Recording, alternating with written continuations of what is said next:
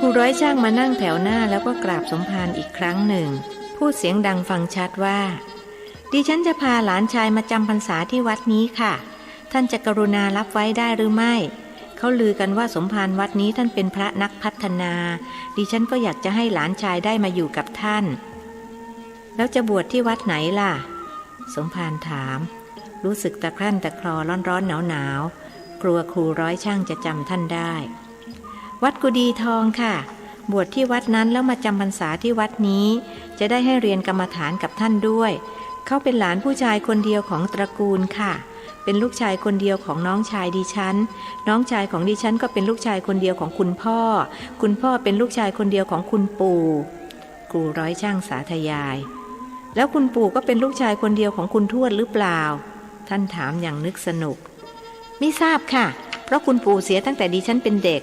ถ้ารู้มาก่อนว่าท่านสมภารอยากทราบดิฉันก็จะถามคุณพ่อให้ครูวัย60เศษตอบแบบประชดประชัน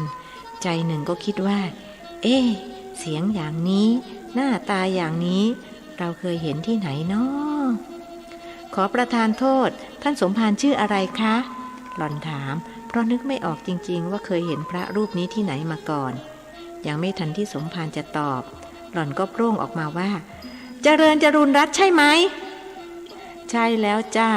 โยมครูสบายดีหรือปลดเกษียณมากี่ปีแล้วเห็นว่าไม่มีทางหลีกเลี่ยงอีกต่อไปพระหนุ่มจึงทักทายครูที่เคยสอนท่านมาและท่านก็เป็นเด็กซุกซนถึงขนาดเอาไม้แหย่ก้นครูเพียงเพราะต้องการให้ถูกไล่ออกครูร้อยช่างไม่ตอบคำถามภาพแห่งอดีตย้อนกลับมาปรากฏในมโนทวารอีกครั้งเมื่อได้มานั่งต่อหน้าจำเลยหล่อนจ้องมองพระเจริญอย่างจากจะกินเลือดกินเนื้อดูทีหรือจีวรที่นุ่งห่มก็ขาดวิ่นมีรอยถูกไฟไหม้คงจะยังไม่หายซุกซนกระมังจึงพูดโกรธว่าท่านมาบวชก็ดีแล้วจะได้ไม่ไปเกเรเกตุงกับใครเขาอีกหากไม่มีญาติโยมนั่งอยู่หล่อนคงจะพูดว่าจะได้ไม่เที่ยวเอาไม้ไปแย่ก้นใครเขาอีกยิ่งคิดถึงความหลังความแค้นก็ยิ่งปะทุขึ้นจนแน่นในหัวอกในที่สุดจึงพูดขึ้นว่าดิฉันเปลี่ยนใจแล้วจะไม่เอาหลานมาอยู่วัดนี้ไม่อยากให้ต้องกลายเป็นโจรการพูดแรงๆเป็นทางหนึ่งที่จะระบายความแค้นแล้วจึงกราบปลก3 ครั้งหันไปบอกหลานชายว่าไอ้หนูเรากลับกันเถอะจำพรรษาที่วัดกุดีทองน่ะดีแล้วอย่าได้มาอยู่วัดนี้เลยโยมครูใจเย็นๆจ้าอะไรที่มันผ่านไปแล้วก็อย่าได้เอามาคิดให้จิตเศร้าหมองไปเปล่าๆอาตมาก็ถูกทำโทษสมควรแก่ความผิดแล้วอย่าผูกความโกรธไว้เลยอาตมาขออโหสิกรรมนี่ก็ตั้งใจว่าจะบวชไปจนตลอดชีวิตสมภารหนุ่มพูดหมายจะให้ครูหายโกรธแต่ครูร้อยช่างกลับว่านั่นเพราะท่านเห็นว่าไม่มีใครเขาจะเอาคนเกเรเกตุงไปทำลูกทำผัวต่างหากล่ะเห็นครูโมโหพระหนุ่มจึงยั่วว่าคงไม่เกี่ยวกับเรื่องคู่ครองกระมังเพราะบางคนไม่เกเรเกตุงแต่หาคู่ครองไม่ได้ก็มีคราวนี้ครูร้อยช่างโกรธหัวฟัดหัวเวียงรีบลุกออกไปจากที่นั้นโดยไม่ล่ำลาหลานชายที่มาด้วยลุกตามออกไปโดยไม่รู้อีโหนอีเหน่ป้าของเขาชอบทำอะไรแผลงๆแบบนี้เป็นประจำนี่หากไม่เกรงใจว่าเป็นพี่สาวคนเดียวของบิดาก็คงจะเลิกคบกันไปนานแล้วนั่นครูของท่านสมภารหรือจ๊ะนางแต้มถามขึ้นถูกแล้วจ้ะโยมครูของอาตมาเขาขี้โมโหอย่างนี้เองใจจริงไม่มีอะไรหรอกท่านรีบพูดกลบเกลื่อนท่านไปทำอะไรแกเข้าล่ะดูท่าทางแกยังไม่หายโกรธเลยคราวนี้คนถามคือนางแช่มก็แย่แกเล่นตามประสาเด็กซนนะโยมไม่นึกว่าแกจะโกรธยั่งยืนอย่างนี้อาตมาก็ถูกครูใหญ่ลงโทษสาสมกับความผิดแล้วลงโทษอย่างไรครับเฆี่ยนกี่โหลสามเณรเฉลียวถามไม่ได้ถูกเฆี่ยนหรอกแค่ถูกไล่ออกถึงกับไล่ออกเชียวหรือครับท่านสมภารไปแย่อะไรโยมครูคนนั้นล่ะครับเอาเถอะอย่าไปสนใจเรื่องของอดีตผ่านไปแล้วอนาคตก็ยังมาไม่ถึงสนใจเรื่องปัจจุบันดีกว่าเมื่อกี้โยมถามว่าการทำบุญ10 แบบมีอะไรบ้างใช่ไหมใช่จ้ะอีฉันเป็นคนถามเองนางโถตอบงั้นก็ตั้งใจฟังให้ดี อาตมาจะอธิบายให้ฟังเรื่องนี้สำคัญมากนะเพราะชาวพุทธเรามักจะเข้าใจกันว่าการทำบุญนั้นต้องถวายสังฆทานทอดผ้าป่าทอดกฐินสร้างโบสถ์สร้างศาลาคือไปคิดว่าต้องเสียเงินถึงจะได้บุญความจริงแล้วการทำบุญไม่ต้องเสียเงินก็ได้อาตมาจะอธิบายการทำบุญ10แบบที่เรียกว่าบุญญกิริยาวัตถุ10แล้วโยมพิจารณาเองก็แล้วกันว่าแบบไหนต้องเสียเงินแบบไหนไม่ต้องเสียเงินการทำบุญแบบไม่ต้องเสียเงินก็มีหรือจ๊ะนางแต้มถามนางเข้าใจว่าถ้าไม่เสียเงินก็ไม่ได้บุญมีสิแล้วได้บุญมากกว่าแบบเสียเงินอีกด้วยพระเจริญตอบแล้วท่านจึงอธิบายว่าบุญญกิริยาวัตถุ10ได้แก่ทานนามัยคือการทำบุญด้วยการให้ปันสิ่งของการสร้างโบสถ์สร้างศาลาจะสร้างสักกี่หลังทอดผ้าป่าทอดกฐินสัก100 ครั้งก็เป็นทานนามัยได้บุญน้อยกว่าข้อศีลไมยซึ่งเป็นการทำบุญด้วยการรักษาศีลโยมสร้างโบสถ์10 หลังแต่ไม่มีศีลเลยก็ได้บุญน้อยกว่าถือศีลแต่ไม่เคยสร้างโบสถ์ถือศีลนี่ได้บุญมากกว่าการสร้างโบสถ์อีกหรือครับอุบาสกถามถูกแล้วและที่ได้บุญมากกว่าการถือศีลคือการเจริญภาวนาที่เรียกว่าภาวนาไมยโยมมาปฏิบัติกรรมฐานนี่จัดเป็นภาวนาไมยได้บุญมากกว่ารักษาศีลแปลว่าผมไม่ต้องรักษาศีลแต่มาเจริญภาวนาก็ได้บุญมากกว่าอย่างนั้นใช่ไหมครับไม่ใช่โยมจะเจริญภาวนาไม่ได้หากไม่มีศีลเป็นพื้นฐานต้องรักษาศีลด้วยอย่างโยมมาปฏิบัตินี่โยมก็ต้องมาสมาทานอุโบสถศีลใช่ไหมก็เท่ากับโยมได้ทำบุญถึง2 อย่างคือทั้งศีลไมยและภาวนาไมยจึงได้บุญมากกว่าการรักษาศีลเท่านั้นแล้วแบบที่4ละจ๊ะนางโถถามแบบที่4เรียกว่าอัปปจายนไมยคือการมีสัมมาคารวะต่อพ่อแม่ครูอาจารย์เรียกว่าบุญสำเร็จด้วยการประพฤติอ่อนน้อมยกตัวอย่างเด็กที่พ่อแม่อบรมมาดีไปลามาไหว้เจอคนเฒ่าคนแก่ก็เลี่ยงทางให้เจอพระก็นมัสการเพียงเท่านี้ก็ได้บุญแล้วส่วนญาติโยมที่เป็นผู้ใหญ่พ่อแม่ครูอาจารย์ล้มหายตายจากอาจคิดว่าทำบุญแบบนี้ไม่ได้ทำได้นะการอ่อนน้อมต่อตนต่อพระสงฆ์องค์เจ้าก็เป็นอัปปจายนมัยแม้อีฉันกำลังจะเรียนท่านสมภารอยู่พอดีว่าพ่อแม่ครูบาอาจารย์ของอีฉันพากันตายหมดแล้วอีฉันคงทำบุญแบบนี้ไม่ได้เหมือนท่านสมภารจะรู้ถึงได้ตอบให้อีฉันหายข้องใจขออนุโมทนาท่านเก่งเหลือเกินสตรีอายุน้อยที่สุดพูดขึ้นหล่อนคงจะอายุรุ่นราวคราวเดียวกับท่านจึงมีโอกาสได้เรียนหนังสือแบบที่5ละจ๊ะนางโถรีบถามเพราะเกรงจะเสียผลประโยชน์อันพึงได้จากการฟังธรรมแบบที่5เรียกว่าเวยาวัจจะไมยบุญสำเร็จด้วยการขนขวายรับใช้พูดถึงเรื่องนี้ทำให้อาตมานึกถึงขอทาน2 ผัวเมียชื่ออะไรก็จำไม่ได้เสียแล้วบ้านแกอยู่ไผ่ขวางโน่นทำไมท่านสมภารถึงนึกถึงแกละจ๊ะนางแต้มถามเพราะแกใจบุญนะสิขอทานเข้ามาได้แกแบ่งทำบุญครึ่งหนึ่งอีกครึ่งหนึ่งเอาไปเลี้ยงลูกเวลาวัดวามีงานแกก็ช่วยตัวเป็นเกลียวตาผัวช่วยตักน้ำยายเมียช่วยล้างชามแกชอบฟังเทศด้วยนะเวลาที่บ้านโยมยายมีเทศมหาชาติแกมาขอทานได้แล้วก็ยังไม่ยอมไปแกจะขอฟังเทศให้จบก่อนชาวบ้านเขารักแกกันทุกคนพระหนุ่มเล่าความหลังยังจำภาพของขอทาน2 ผัวเมียได้ติดตาแสดงว่าแกได้บุญหลายอย่างชาติหน้าคงไม่ต้องไปเกิดเป็นขอทานอีกอุบาสกว่าก็คงจะเป็นอย่างนั้นแต่ชาตินี้แกก็ไม่ได้เป็นขอทานแล้วเพราะลูกๆแกโตขึ้นมีงานมีการทำก็ไม่ให้พ่อแม่มาเป็นขอทานอีกต่อไปตอนตาผัวตายอาตมายังไปเผาศพแกเลยนิมนต์ท่านสมภารเทศเรื่องการทำบุญต่อเถิดจ้าคนกลัวเสียผลประโยชน์รีบนิมนต์ถึงข้อไหนแล้วละโยมข้อ6จ้ะนางตอบข้อ6หรือข้อ6เรียกว่าปัตติทานนามัยบุญสำเร็จด้วยการเฉลี่ยส่วนแห่งความดีให้แก่ผู้อื่นเช่นว่าโยมมาทำบุญที่วัดพอกลับไปบ้านโยมก็บอกลูกหลานว่า ย่าเอาบุญมาฝากปู่เอาบุญมาฝากหรือโยมอุทิศไปให้ผู้ที่ล่วงลับไปแล้วจะเป็นบุพการีก็ดีมิตรสหายหรือเจ้ากรรมนายเวรก็ดีเรียกว่าปฏิทานนามัยแต่ถ้าคนอื่นเข้าไปทำบุญมาแล้วแบ่งให้เราเช่นบอกว่าฉันไปเข้ากรรมฐานเอาบุญมาฝากจ้ะเราก็ยกมือขึ้นสาธุอนุโมทนาบุญกับเขาเราก็ได้บุญเรียกว่าปัตตานุโมทนาใหม่เป็นข้อที่7ส่วนข้อที่8กับข้อที่9คือธรรมสวนามัยและธรรมเทศนาใหม่โยมฟังอาตมาเทศโยมก็ได้บุญอาตมาเทศให้โยมฟังอาตมาก็ได้บุญเพราะธรรมสวนามัยคือบุญสำเร็จด้วยการฟังธรรมส่วนธรรมเทศนาใหม่คือบุญสำเร็จด้วยการสั่งสอนธรรม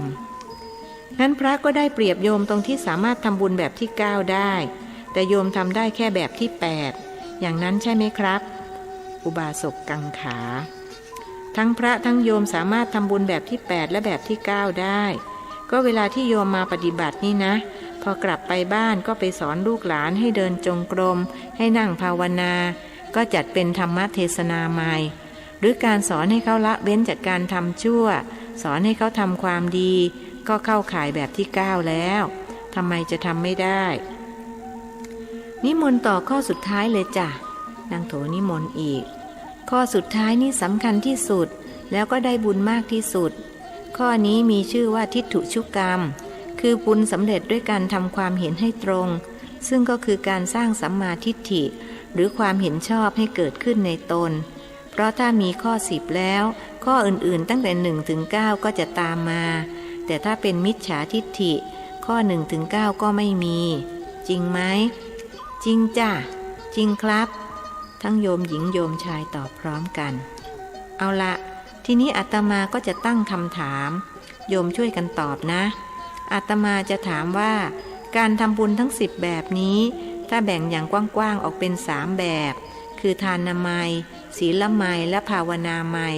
แล้วเอา7ข้อที่เหลือสงเคราะห์ลงใน3ข้อนี้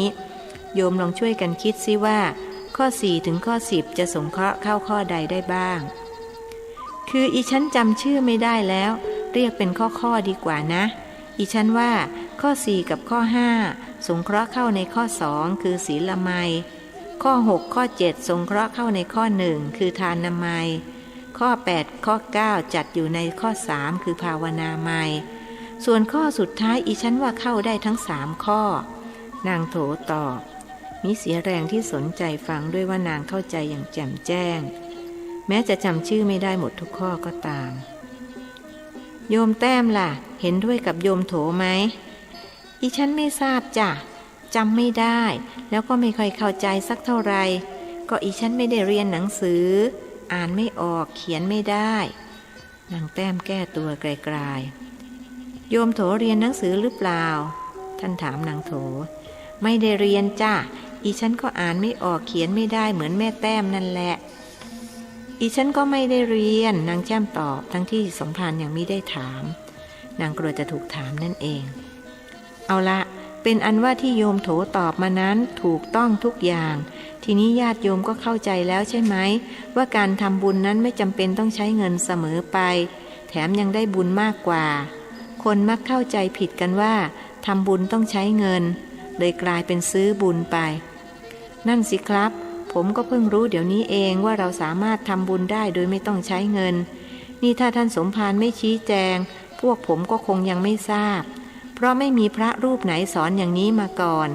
มีแต่ท่านบอกบุญโยมทอดผ้าป่าสิทอดกฐินสิจะได้บุญได้อานิสงส์คือท่านสอนแค่ทานนามัยส่วนอีก9ข้อท่านไม่สอนถึงสมภารองค์ก่อนท่านก็ไม่เคยสอนอุบาสกพูดพาดพิงไปถึงสมภารที่มรณภาพไปแล้วโยมอย่าไปบานคนร้ายอย่าขายคนรักอย่ากักคนรีบอย่าบีบคนบอบอย่าชอบคนชั่วอย่ายั่วคนดีอย่าตีคนตายจำให้ได้แล้วก็นำไปประพฤติปฏิบัติไม้ล้มข้ามได้แต่คนล้มอย่าข้ามแม่ชีรูปหนึ่งเดินเข้าประตูมาญาติโยมพากันเลี่ยงทางโดยไม่ต้องให้สมภารบอกกราบเบญจางคประดิษฐ์3 ครั้งแล้วแม่ชีจึงพูดขึ้นว่าฉันชื่อก้อนทองจ้าจะมาขออยู่ที่วัดนี้ มาจากไหนล่ะโยมอยู่ที่วัดไหนพระเจริญถามวัดกระโจมทองจ้ะแต่อยากมาอยู่วัดป่ามะม่วงทำไมถึงอยากมาอยู่ที่นี่ล่ะวัดกระโจมทองอยู่ไม่สบายหรือถึงได้อยากย้ายวัดก็สบายดีจ้ะคือฉันฝันติดกัน3 คืนฝันว่าเทวดาสั่งให้ไปอยู่ที่วัดป่ามะม่วงเทวดาบอกว่าเขาอยู่ที่ต้นพิกุลหลังโบสถ์ฉันมาก็เห็นต้นพิกุลจริงๆขอให้ฉันอยู่เถิดนะแม่ชีวัย80 เศษขออนุญาตหลังจากเล่าให้ท่านฟังแล้วเอาเถอะไหนๆก็เป็นคำสั่งของเทวดาอาตมาเป็นมนุษย์หรือจะบังอาจขัดขืนสมภารวัดป่ามะม่วงพูดยิ้มญาติโยมที่นั่งณที่นั้นต่างพากันอยากรู้ว่าเทวดาหน้าตาเป็นอย่างไร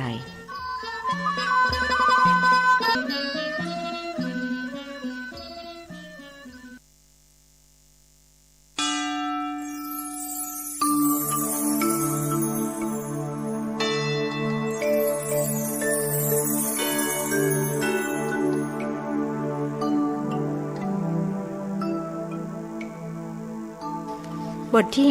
5แม่ชีก้อนทอง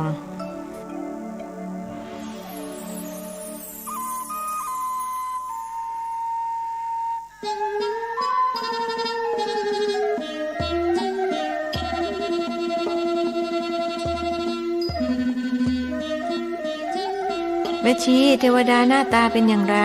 เหมือนมนุษย์เดินดินอย่างเราไหมคำถามของสมภารทั้งถูกใจญาติโยมเสียนัก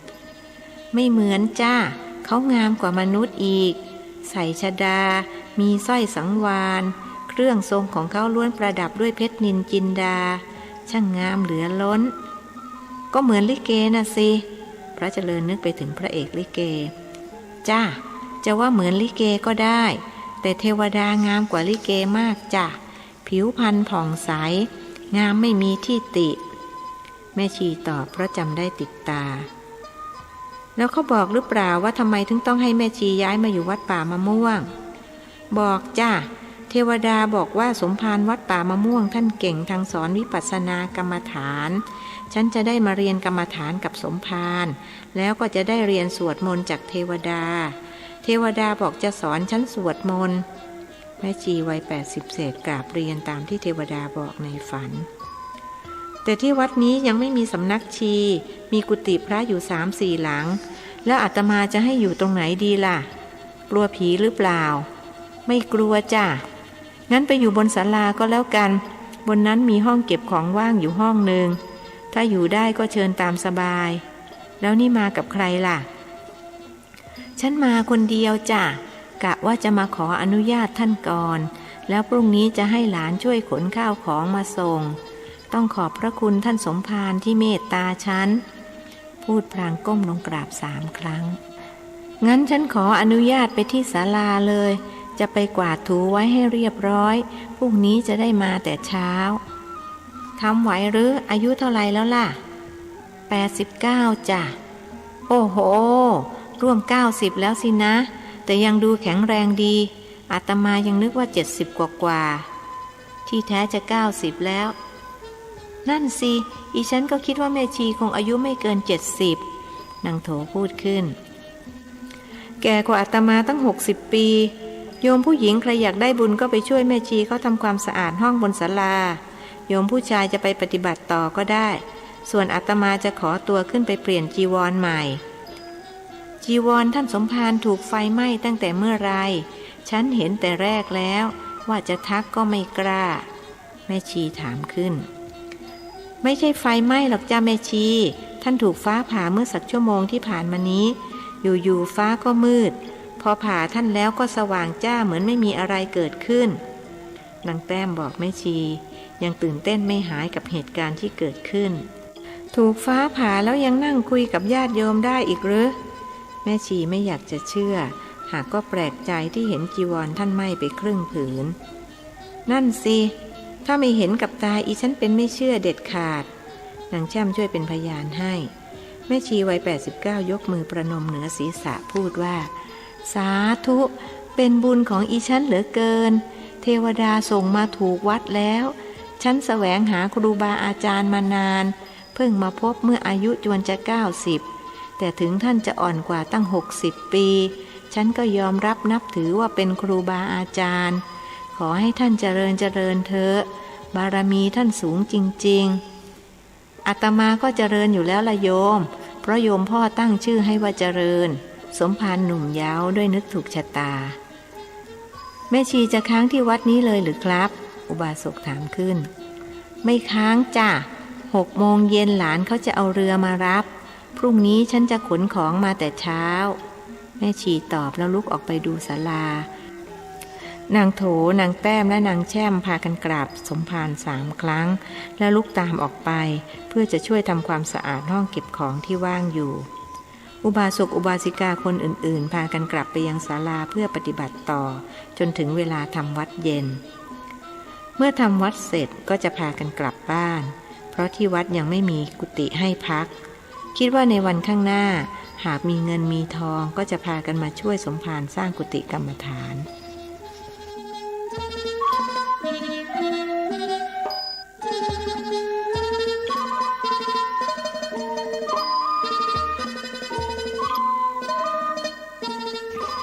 ฉันเช้าแล้วพระเจริญก็เดินสำรวจรอบวัดเพื่อดูว่าจะสร้างสำนักชีขึ้นตรงบริเวณใด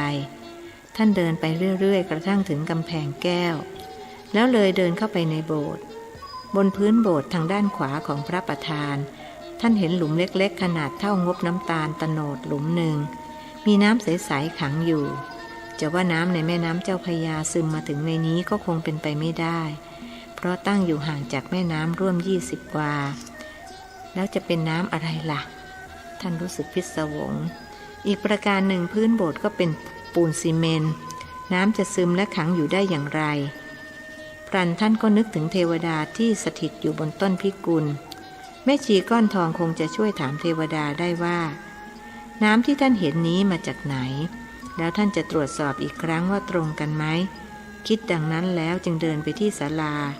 แม่ชีก้อนทองกำลังเดินจงกรมอยู่อย่างขมักเขม้นเห็นสมภารเดินมาหาก็กำหนดนั่งแล้วกราบท่าน3 ครั้งเป็นยังไงบ้างแม่ชีปฏิบัติไปถึงไหนแล้วยังไม่ถึงไหนเลยจ้าหลวงพ่อหลังจากทำพิธีขอกรรมฐานเป็นลูกศิษย์เป็นอาจารย์กันแล้วแม่ชีก็เรียกพระเจริญว่าหลวงพ่อได้สนิทใจแม้อายุท่านจะน้อยกว่าแต่ความสามารถนั้นมากจนสุดจะพรรณนาทำไมล่ะหรือว่าที่นี่ไม่สงบที่นี่สงบจ้ะแต่ฉันเห็นจะลำบากเสียแล้วเทวดามารบกวนเหลือเกินแม่ชีระบายความในใจออกมารบกวนยังไงพระหนุ่มสงสัยเขามาชวนฉันสวดมนต์ทุกคืนมาเวลาเท่าไรสมภารหนุ่มซักแม่ชีก้อนทองตอบว่าเที่ยงคืนกับ1 นาทีที่ฉันรู้เพราะดูนาฬิกาสวดมนต์แบบไหนอิติปิโสหรือคาถาพาหุงท่านถามอีกไม่ใช่ทั้ง2 อย่างจ้ะเขาสอนให้ฉันสวดมหาเมตตาครอบจักรวาลตั้งแต่ฉันมาอยู่ที่นี่เขาก็สอนทุกคืนจนฉันจำได้หมดพอจำได้ฉันก็ไม่อยากสวดอีกแต่เขาก็มาชวนให้สวดทุกคืนแล้วเขาเล่าอะไรให้ฟังบ้างไหมอาตมาอยากรู้หรือว่าเขามาชวนสวดมนต์เท่านั้นเล่าจ้าฉันกลัวหลวงพ่อจะหาว่าฉันบ้าก็เลยไม่กล้าเล่าให้ฟังได้แต่คอยดูว่าจะเป็นอย่างที่เขาบอกหรือเปล่าถ้าเป็นไปตามนั้นฉันถึงจะบอกหลวงพ่อแต่ก็มีหลายเรื่องที่เป็นจริงเพียงแต่ไม่ใช่เรื่องสำคัญเขาบอกอะไรบ้างล่ะแล้วแม่ชีจดไว้หรือเปล่าฉันไม่ได้จดหรอกจ้าฉันไม่รู้หนังสือแม่ชีกราบเรียนอาตมาก็ลืมไปคนรุ่นเก่าๆมักไม่ได้เรียนหนังสือไหนเขาบอกอะไรบ้างเพื่ออาตมาจะได้ไปช่วยจดไว้ให้ว่าจะเป็นจริงไหมเขาบอกหลายอย่างจ้าเช่นบอกว่าศาลาที่ฉันอยู่นี่ต่อไปจะถูกรื้อและสร้างเป็นศาลาหลังใหม่ราคา8 ล้านบาทส่วนตรงหลังโบสถ์ก็จะมีศาลาราคา2 ล้านสร้างก่อนหลังนี้จะมีเศรษฐีมาช่วยสร้างเศรษฐีที่ไหนฉันก็ไม่ทราบเขาบอกหลังนี้จะสร้างทีหลังทหารจะมาช่วยสร้างแล้วเขาบอกหรือเปล่าว่าทำไมเขาถึงมาอยู่ที่ต้นพิกุลทำไมถึงไม่อยู่บนสวรรค์เท ทวดาต้องอยู่บนสวรรค์ถึงจะถูกบอกจ้าเขาบอกว่าเดิมเขาอยู่ที่สวรรค์ชั้นดาวดึงส์แต่ไปทำผิดประเวณีกับนางฟ้าพระอินทร์จึงลงโทษให้มาอยู่เมืองมนุษย์100 ปีนี่เขามาอยู่ได้91 ปีแล้วครบ100 ปีวันที่27 มีนาคมเวลา9:45 นาทีเขาก็จะไปแม่ชีเล่าตามที่เทวดาบอกทำไมเขามาคุยกับแม่ชีเท่านั้นไม่เห็นมาคุยกับอาตมาบ้างเลยแม่ชีช่วยถามหน่อยสิอาตมาเปรียบเหมือนเจ้าของบ้านเขาน่าจะมาขออนุญาตอาตมาก่อนเขาไม่กล้าจ้ะเขาอายที่ถูกพระอินทร์ลงโทษเขาบอกว่าถึงเขาจะเป็นเทวดาแต่มีคุณธรรมน้อยกว่าหลวงพ่อเลยไม่กล้ามาปรากฏให้เห็นแต่เขาก็รู้นะเวลาที่หลวงพ่อไปไหนมาไหนเขาจะบอกฉันปรากฏว่าหลวงพ่อไปจริงๆอย่างเมื่อวันก่อนเขาบอกฉันตอนกลางคืนว่าพรุ่งนี้หลวงพ่อจะไปเยี่ยมโยมพ่อโยมแม่ที่ตลาดปากบางวันรุ่งขึ้นฉันไปที่กุฏิหลวงพ่อเนนเฉลียวก็บอกว่าหลวงพ่อไปบ้านโยมพ่อโยมแม่แล้วคืนนี้เขาจะมาอีกไหมมาจ้ะฉันมาอยู่ที่นี่ได้เดือนเศษเขามาทุกวันฉันถึงบอกหลวงพ่อว่าฉันเห็นจะลำบากเสียแล้วถูกเทวดารบกวนจนรำคาญเอาเถอะอย่าเพิ่งรำคาญเขาอาจจะมาทดสอบอะไรบางอย่างก็ได้อาตมาจะฝากโยมถามเทวดาหน่อยได้ไหมได้จ้ะหลวงพ่อจะฝากถามอะไรเทวดาฝากถามว่าน้ำที่ขังอยู่ในโบสถ์น่ะมาจากไหนน้ำอะไรขังอยู่ในโบสถ์หรือจ๊ะเอาเถอะอาตมาฝากถามอย่างนี้ก็แล้วกันแล้วดูเหมือนจะนึกอะไรขึ้นมาได้ท่านบอกอีกว่าช่วยถามอีกข้อนะถามว่านารีผลมีจริงไหมงั้นคืนนี้ฉันจะถามให้แล้วพรุ่งนี้เช้าจะไปรายงานให้หลวงพ่อทราบจ้ะแม่ชีรับปากรับคำหนักแน่น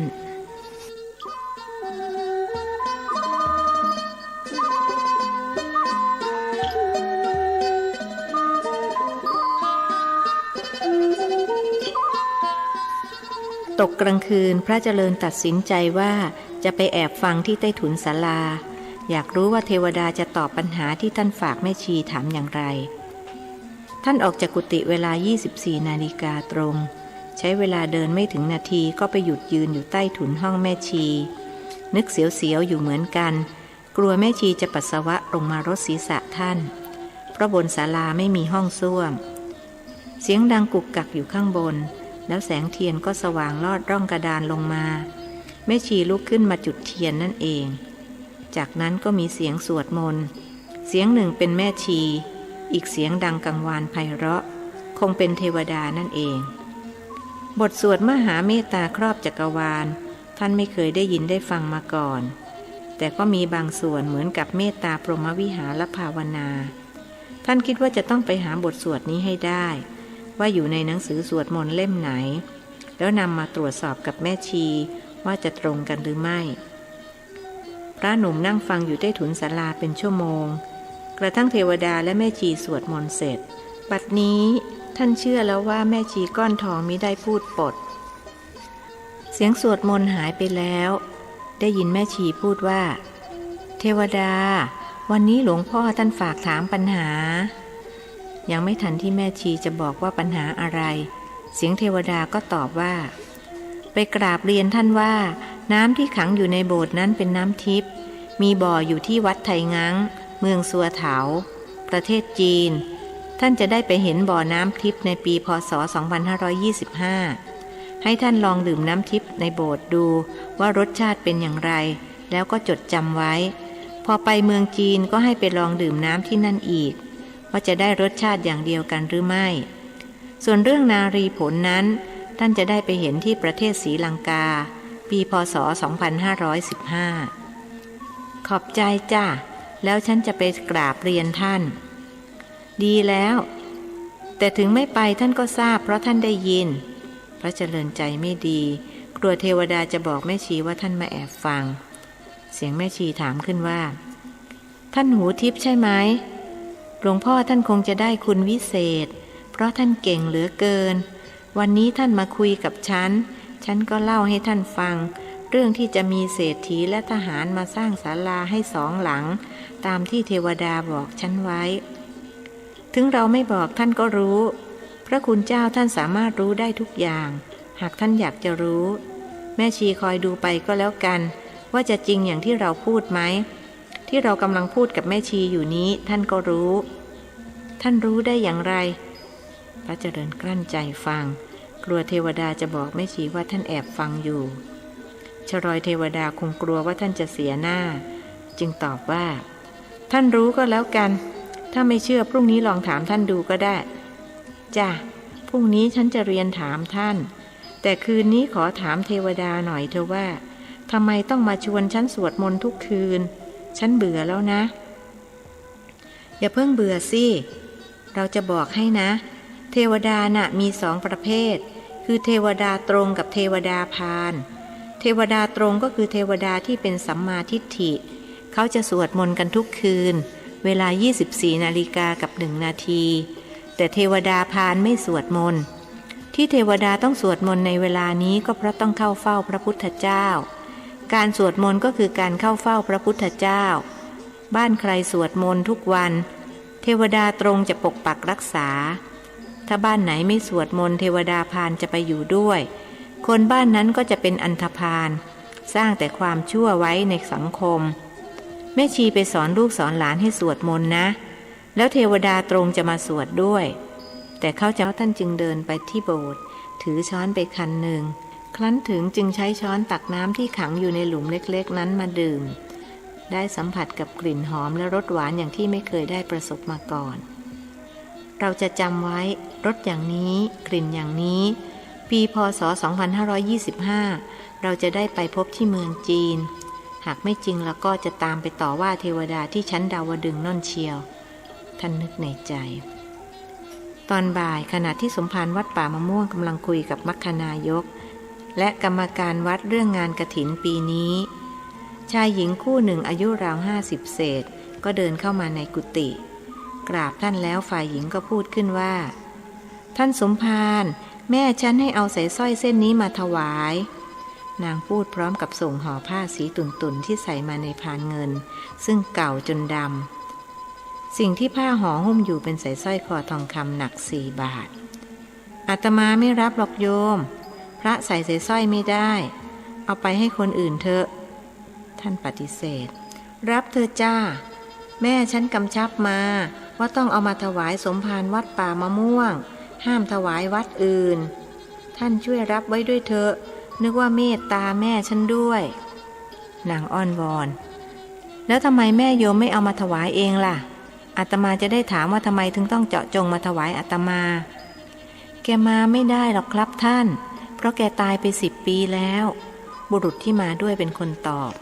อ้าวตายแล้วยังมาสั่งลูกได้อีกหรือว่าแกสั่งไว้ตอนก่อนตายคือแกมาเข้าฝันจ้ะแกบอกว่าสร้อยเส้นนี้เป็นสมบัติเก่าแก่ของแก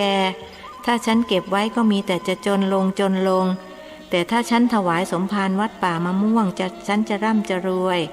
แล้วแม่ก็จะขึ้นจากนรกด้วยแม่ว่าแม่อยู่ในนรกจ้ะพูดแล้วก็อดร้องไห้ไม่ได้นึกสมเพชเวทนาตัวเองนัก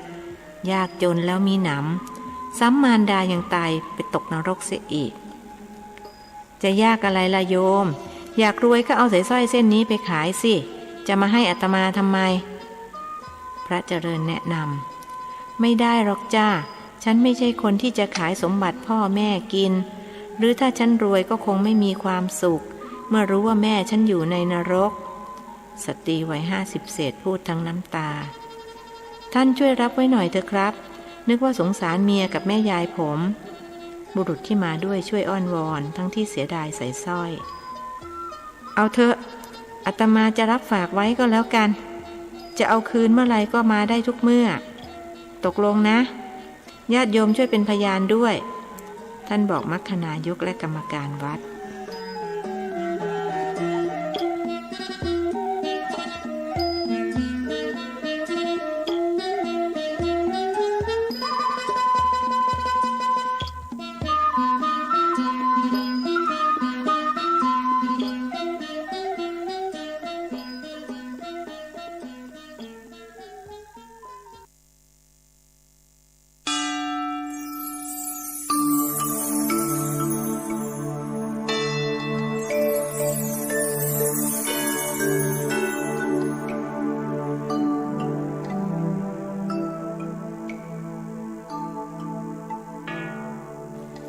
ทที่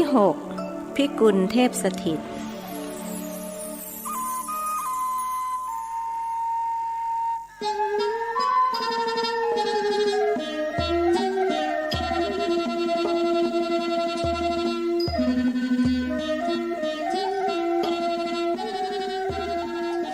ครั้นสมภารวัดป่ามะม่วงรับใส่สร้อยทองคำจากสตรีผู้นั้นไว้ครบ3 วันเช้าวันรุ่งขึ้นขณะที่ท่านกำลังฉันภัตตาหารอยู่ที่กุฏิชั้นล่างสาวรุ่น2 คนก็เข้ามาในกุฏิสามเณรเฉลียวกำลังรอรับใช้ท่านอยู่ห่างๆเห็น2 สาวก็ถึงกับตาเป็นประกายวาววับเชิญนั่งก่อนจ้ะท่านสมภารกำลังฉันเช้าอยู่แต่ว่าโยมมาหาใครอาตมาหรือว่าท่านสมภารสามเณรหนุ่มสำคัญตนผิดเรา2 คนจะมาหาท่านสมภารวัดป่ามะม่วงจ้ะ1 ใน 2 สาวตอบโยมมาจากไหนจ๊ะมีธุระอะไรกับสมภารหรือเปล่ามาจากปากน้ำโพค่ะมีธุระกับท่านสมภารธุระสำคัญมีอะไรหรือหนูพระเจริญรวบช้อนและซ่อมทั้งที่เพิ่งฉันไปได้3 คำท่านไม่อยากให้ใครมารอขณะกำลังฉันยกแก้วน้ำขึ้นดื่มแล้วจึงบอกสามเณรให้เก็บสำรับคือหนูกับน้องสาวมาจากปากน้ำโพค่ะเทวดาไปเข้าฝันบอกว่าสมภารวัดป่ามะม่วงมีของขวัญจะให้มารับวันนี้พระเจริญไม่รู้สึกแปลกใจเพราะท่านรู้ล่วงหน้ามาก่อนแล้วเทวดามายุ่งอะไรกับมนุษย์ล่ะเป็นเทวดาก็น่าจะอยู่ส่วนเทวดาสิท่านตั้งใจว่ารู้ว่าผู้ถูกว่าต้องได้ยินหนูก็ไม่ทราบค่ะเทวดาก็บอกต้องมาให้ได้มารับของขวัญแล้วจะร่ำรวยเขาบอกหรือเปล่าว่าของขวัญนั้นเป็นอะไรท่านถามเพื่อต้องการทดสอบไม่รู้ค่ะเขาบอกว่ามีคนเอามาถวายเมื่อ3 วันก่อนหนูก็ไม่รู้ว่ามีคนเอาของมาถวายท่านสมภารหรือเปล่าแล้วท่านจะให้หนูกับน้องไหมถ้าไม่ให้เราก็จะพากันกลับค่ะคนเป็นพี่สาวพูดหล่อนไม่อยากได้ของขวัญแต่ที่ต้องมาเพราะอยากพิสูจน์ว่าวัดป่ามะม่วงมีจริงดังที่เทวดาบอกหรือไม่เรียกหลวงพ่อดีกว่าหนูเอาละหลวงพ่อจะให้มีคนเขาเอาทองมาถวายหลวงพ่อจะไม่รับเขาก็ขยันขยอหลวงพ่อเลยบอกว่ารับฝากไว้ก่อนแต่ถ้าเทวดาบอกให้หนูมารับหลวงพ่อก็จะให้รอเดี๋ยวนะท่านขึ้นไปข้างบนประเดี๋ยวหนึ่งก็ลงมาถือห่อผ้าสีตุ่นๆลงมาด้วยท่านวางห่อผ้านั้นไว้ตรงหน้าคนพี่บอกว่าเอาไปแบ่งเท่าๆกันแล้วนำไปขายเอาเงินไปเลี้ยงพ่อแม่นะหญิงสาวหยิบห่อนั้นขึ้นมาสิ่งที่สายตาสัมผัสทำให้หล่อนร้องออกมาว่านี่ใส่สร้อยทองนี่คะหลวงพ่อให้หนูกับน้องจริงหรือจริงสิหนูเอาไปแบ่งกันนะหลวงพ่อดูแล้วเป็นทองจริงไม่ใช่ทองเก๊คงหนักหลายบาทนะคะขอบคุณหลวงพ่อเหลือเกินขอบคุณค่ะหล่อนก้มลงกราบ3 ครั้งน้องสาวทำตามพ่อแม่ยังอยู่ใช่ไหมสมภารวัดป่ามะม่วงถามอยู่แต่พ่อค่ะแม่ตายหลายปีแล้วและพ่อกำลังจะมีเมียใหม่หนูกับน้องก็เลยคิดจะพากันหนีพ่อไปอยู่กับป้าที่เชียงรายอย่านะหนูทิ้งพ่อทิ้งแม่บาปกรรมมากนะต้องเลี้ยงพ่อเลี้ยงแม่สิหลวงพ่อขอบอกนะว่าทองเส้นนี้ให้หนูนำไปขายเอาเงินมาเลี้ยงพ่อแล้วหนูจะเจริญก็เขาจะมีเมียใหม่นี่คะน้องสาวเป็นคนพูดหนูกับน้องก็เลยจะทิ้งเขาไว้ให้เมียใหม่เลี้ยงพี่สาวช่วยเสริมทำอย่างนั้นไม่ได้ถ้าทำหนู2 คนก็จะได้ชื่อว่าเป็นลูกอกตัญญูคนที่อกตัญญูต่อผู้มีพระคุณทำมาหากินไม่ขึ้นค้าขายก็ขาดทุนทำราชการก็ไม่เจริญดีไม่ดีจะถูกไล่ออกเชื่อหลวงพ่อเถอะอย่าทิ้งพ่อไปเขาจะมีเมียใหม่ก็เรื่องของเขาเราก็ทำหน้าที่ของลูกไปเข้าใจไหมแม่เลี้ยงก็จะมาดูแลพ่อของเราดีเท่าเราหรือขอให้เชื่อหลวงพ่อสักครั้งนะหนูนะ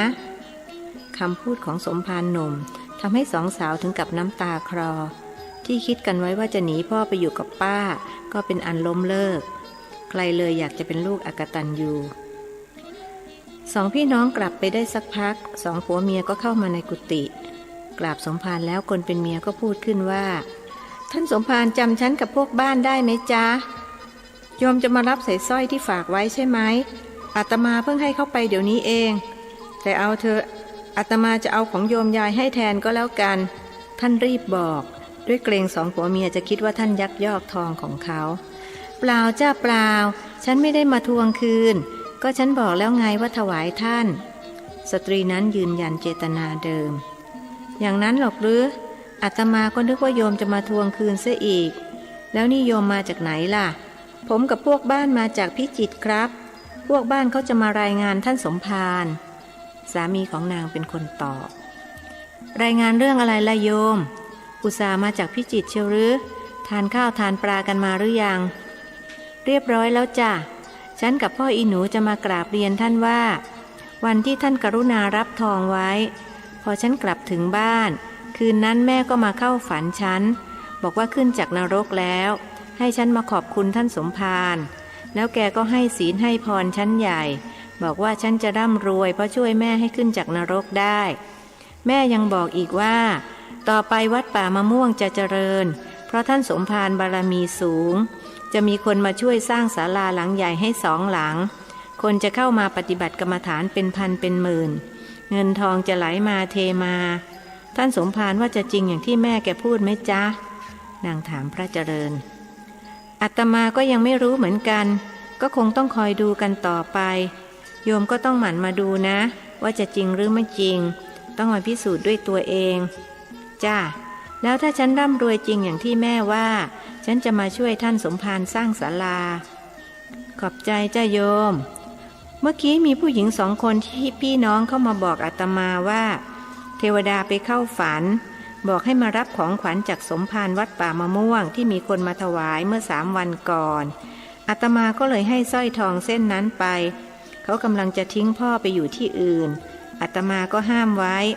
บอกให้เอาทองไปขายเอาเงินมาเลี้ยงพ่อเขาก็รับปากรับคำโยมเอาบุญไปนะสาธุท่านสมภารช่างใจบุญเหลือเกินฉันขออนุโมทนาจ้านางยกมือประนมเหนือศีรษะสามีของนางก็ทำอย่างเดียวกัน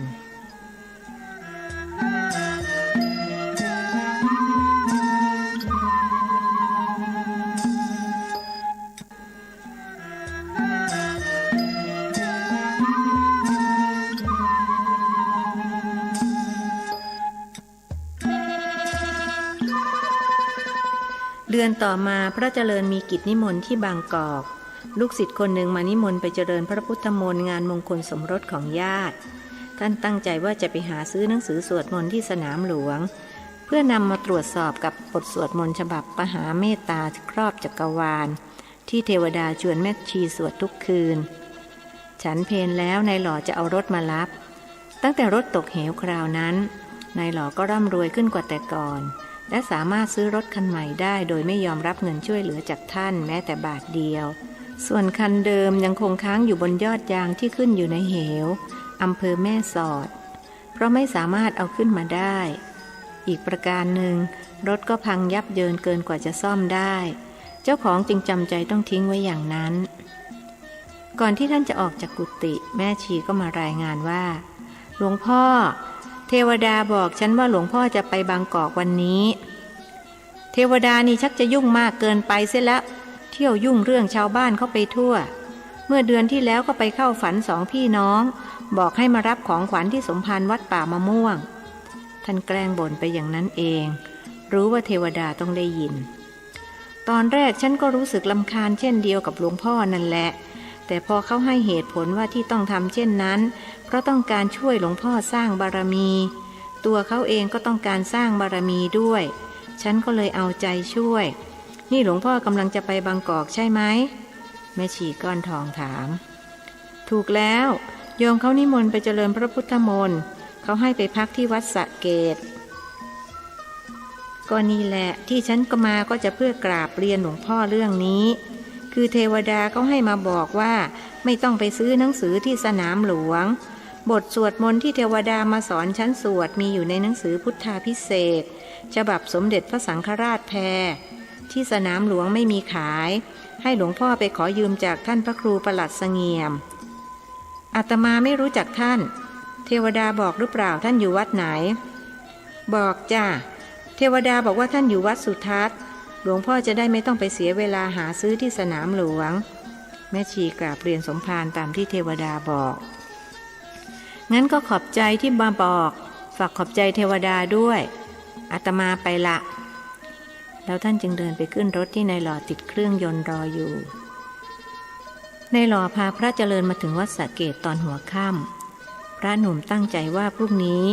หลังจากเสร็จพิธีที่เขานิมนต์ท่านไปเจริญพระพุทธมนต์แล้วก่อนกลับวัดท่านจะแวะไปที่วัดสุทัศน์ตามที่เทวดาให้แม่ชีมาบอกคืนนั้นพระเจริญได้มีโอกาสสนทนากับสมเด็จวัดสระเกตสมเด็จท่านชำนาญในวิชาโหราศาสตร์ได้เมตตาสอนวิชาโหราศาสตร์ให้ท่านหากก็สรุปในตอนท้ายว่าโหราศาสตร์มันก็สู้พุทธศาสตร์ไม่ได้หรอกเพราะถึงจะแม่นยังไงก็เป็นเพียงการคาดเดาส่วนพุทธศาสตร์นั้นหากใครเข้าถึงก็จะรู้แจ้งเห็นจริงแต่ปุถุชนบางหมู่เหล่าเขาไม่อาจเข้าถึงพุทธศาสตร์ได้จึงต้องพึ่งโหราศาสตร์เพื่อช่วยแก้ปัญหาที่เผชิญอยู่เพราะมนุษย์เรามีสติปัญญาไม่เท่ากันการที่จะรู้แจ้งเห็นจริงไปหมดทุกคนย่อมเป็นไปไม่ได้เธอว่าจริงไหมจริงขอรับพระหนุ่มตอบใจจริงนั้นมิปรารถนาจะเรียนโหราศาสตร์แต่เมื่อระลึกถึงคำสอนของหลวงพ่อเดิมที่ว่าผู้ใหญ่ให้อะไรต้องรับไว้ก่อนอย่ายิงโยโสเป็นแมงป่องท่านจึงต้องรับไว้ก่อน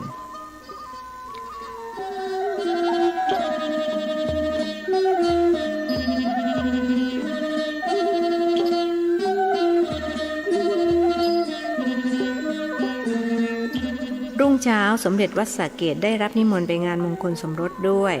และพระสงฆ์อีก7 รูปที่ไปร่วมในงานเจริญพระพุทธมนต์ล้วนเป็นพระหนุ่มที่อายุพรรษาน้อยกว่าพระเจริญเหตุนี้สมภารวัดป่ามะม่วงจึงได้นั่งเป็นลำดับที่2ต่อจากสมเด็จวัดสระเกตคู่บ่าวสาวที่นั่งหมอบฟังการเจริญพระพุทธมนต์อยู่เบื้องหน้าพระสงฆ์ทั้ง9 รูปนั้นเพียงมองแวบเดียวพระเจริญก็รู้ได้ทันทีว่าเจ้าบ่าวเป็นผู้หญิงแต่งงานกับผู้หญิงเมื่อพระสงฆ์9 รูปเจริญพระพุทธมนต์จบลงสมเด็จจึงประพรมน้ำมนต์ให้กับคู่แต่งงานพร้อมประสาทพรว่าขอให้คู่บ่าวสาวจงรักมั่นขวัญยืนครองคู่กันจนถือไม้เท้ายอดทองกระบองยอดเพชรนะจากนั้นคู่แต่งงานจึงพากันไปใส่บาตรพระเจริญแอบกระซิบกับสมเด็จว่าเมื่อกี้พระเดชพระคุณให้พรคู่บ่าวสาวหรือขอรับก็ใช่นะสิฉันว่าอะไรผิดหรือสมเด็จถามเสียงเบาว่าไม่ผิดหรอกขอรับแต่ดูผิดยังไงพระราชาคณะชั้นสมเด็จออกกังขาผิดตรงเข้าใจผิดนะขอรับคือพระเดชพระคุณเข้าใจว่ากำลังให้พรแก่คู่บ่าวสาวความจริงแล้วงานนี้ไม่มีเจ้าบ่าวลองดูใหม่อีกทีสิขอรับสมเด็จจึงหันไปมองคู่บ่าวสาวอย่างพินิจพิจารณาแล้วออกปากว่าจริงของเธอเสียแรงที่ฉันเป็นหมอดูแต่ดูผู้หญิงเป็นผู้ชายไปได้สงสัยจะต้องเลิกเป็นหมอดูเสียแล้วกลับไปนี่จะไปเผาตำราทิ้งท่านพูดพลางหัวเราะเบาๆหันไปมองคนคู่นั้นอีกครั้งแล้วกล่าวว่าแต่เขาแต่งตัวได้แนบเนียนดีนี่นะดูซิใส่เสื้อนอกหวีผมเรียบแปร่เลยคนสมัยนี้มีอะไรพิลึกนะนั่นสิขอรับกระผมก็เป็นห่วงอยู่นี่เธอห่วงอะไรเขาล่ะห่วงว่าเขาจะไม่มีบุตรสืบสกุลนะขอรับพระหนุ่มตอบโลกเรานี่มันก็มีอะไรแปลกๆขึ้นทุกวันพวกเราอยู่กันแต่ในวัดเลยตามเขาไม่ค่อยจะทันฉันว่าอีกหน่อยคงจะมีผู้ชายแต่งกับผู้ชายบ้างหรอกนะทีหลังถ้าใครมานิมนต์ไปงานแต่งงานฉันจะต้องซักถามให้ละเอียดว่าใครแต่งกับใครถ้าเป็นเพศเดียวกันมาแต่งงานกันฉันจะไม่รับนิมนต์ให้เสียชื่อท่านพูดยิ้มขอรับกระผมก็เห็นจะต้องทำอย่างนั้นบ้างเมื่อคู่แต่งงานตักบาตรเสร็จแล้วพิธีกรจึงนำกล่าวถวายสังฆทานพระสงฆ์กล่าวรับอนุโมทนาจากนั้นคู่แต่งงานและญาติโยมช่วยกันประเคนภัตตาหารแด่พระสงฆ์ทั้ง9 รูปเสร็จพิธีแล้วพระเจริญจึงกราบลาสมเด็จเพื่อจะกลับวัดขึ้นรถแล้วก็นึกได้ว่าจะต้องไปหาพระครูประหลัดเสงี่ยมจึงบอกนายหล่อว่า ช่วยแวะที่วัดสุทัศน์หน่อยท่านจะไปหาท่านพระครูประหลัดเสงี่ยมหลวงพี่รู้จักท่านหรือครับไม่รู้หรอกเข้าไปถามหาคงไม่ยากจะไปยืมหนังสือท่านหน่อยเมื่อถึงวัดสุทัศน์พระเจริญจึงไปถามหาพระครูประหลัดเสงี่ยมครั้นพบแล้วจึงบอกจุดประสงค์ของการมาพระครูวัย40กล่าวว่าหนังสือที่ว่ามีอยู่เล่มเดียวและเท่าที่ผมทราบไม่มีใครมีผมเคยไปหาซื้อแถวสนามหลวงก็หาไม่ได้บอกตามตรงว่าผมไม่อยากให้ยืมแต่เอาเถอะไหนคุณก็ตั้งใจมาแล้วผมให้ยืมไปวันเดียวนะพรุ่งนี้ช่วยเอามาคืนผมด้วยครับผมจะรีบนำมาคืนโดยเร็วที่สุดพระหนุ่มรับคำหนักแน่นทันทีที่กลับถึงวัดพระเจริญก็ให้สามเณรเฉลียวไปตามแม่ชีก้อนทองมาที่กุฏิของท่านหลวงพ่อมีอะไรจะใช้ฉันหรือจ๊ะแม่ชีถามหลังจากกราบท่านแล้วมีสิไม่งั้นจะให้เนนไปตามทำไมคืออย่างนี้นะอาตมาได้หนังสือสวดมนต์มาตามที่เทวดาบอกแล้วมีอยู่เล่มเดียวจริงๆท่านให้ยืมมาวันเดียวพรุ่งนี้ต้องนำไปคืนแต่เช้าจึงอยากจะทดสอบว่าที่เทวดาสอนโยมสวดน่ะจะตรงกันไหมอ้าวไหนว่าไปสิท่านเปิดหนังสือหน้าหนึ่งแล้วให้แม่ชีสวดให้ฟังแม่ชีจึงเริ่มต้นสวดช้าๆว่านะโมตัสสะภะคะวะโตอะระหะโตสัมมาสัมพุทธัสสะเอวัมเมสุตังเอกังสะมะยังภควาสาวัตถิยังวิหรติเชตวะเนอนาธิปันธิกัสสะอาราเมขณะที่แม่ชีก้อนทองสวดไปอย่างช้าๆนั้นพระเจริญดูตามไปด้วยแม่ชีสวดได้ตรงกับในหนังสือทุกตัวอักษรซึ่งช่วงแรกๆเหมือนกับเมตตานิสังสสูตรต่อจากนั้นก็ไม่เหมือนและสมภารวัดป่ามะม่วงก็ไม่เคยสวดมาก่อนทั้งไม่เคยได้ยินผู้ใดสวดนอกจากแม่ชีก้อนทองผู้นี้โชคดีที่ท่านหาหนังสือมาได้โดยการช่วยเหลือของเทวดาอย่างน้อยก็เป็นหลักฐานว่าบทสวดมนต์มหาเมตตาครอบจักรวาลนี้พวกเทวดาเขานิยมสวดกันพระหนุ่มคิดว่าจะต้องคัดลอกเก็บไว้เพื่อนำไปพิมพ์แจกญาติโยมในโอกาสต่อไปนึกขอบคุณท่านพระครูประหลัดเสงี่ยมที่ให้ยืมหนังสือพุทธาภิเษกเล่มนี้มาทำให้ท่านมีหลักฐานที่เชื่อถือได้แม่ชีก้อนทองใช้เวลาสวดถึง3 ชั่วโมงเต็มทั้งที่บทสวดมีเพียง11 หน้ากระดาษของหนังสือขนาด8 หน้ายกและมีข้อความซ้ำๆกันทำให้ง่ายต่อการจดจำวรรคสุดท้ายจบลงด้วยข้อความว่าเมตตาพรหมวิหารภาวนานิธิตาเก่งมากโยมไม่ผิดเลยสักตัวเดียวพระหนุ่มออกปากชมก็ฉันสวดกับเทวดาทุกคืนแม่ชีว่าอาตมาอยากคุยกับเทวดาแล้วสิโยมช่วยบอกหน่อยได้ไหมได้จ้ะคืนนี้ฉันจะบอกเทวดาให้แต่เขาจะคุยกับหลวงพ่อหรือเปล่าฉันไม่รู้นะแม่ชีพูดตรงไปตรงมาตามความเคยชินไม่เป็นไรช่วยไปบอกตามนี้ก็แล้วกัน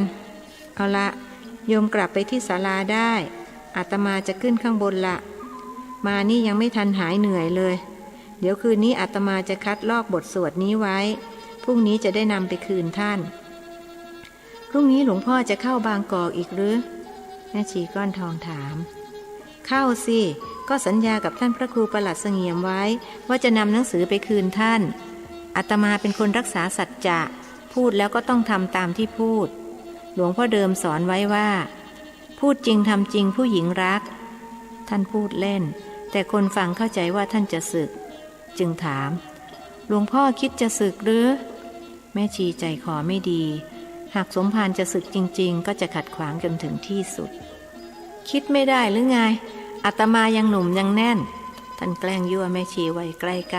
90ฉันขอนิมนต์เธอจ้าพระดีๆอย่างหลวงพ่ออย่าได้สึกเลยอยู่ช่วยงานพระศาสนาไปนานๆเถอะอาตมาก็อยากอยู่หรอกโยมแต่โยมอย่าลืมนะว่า ว่าคนที่เขาหล่อน้อยกว่าอาตมายังสึกกันไปตั้งมากมายแล้วนับประสาอะไรกับคนหล่อมากอย่างพระเจริญแม่ชีฟังแล้วก็พูดอะไรไม่ออกเพราะสิ่งที่สมภารพูดมานั้นจริงเสียยิ่งกว่าจริง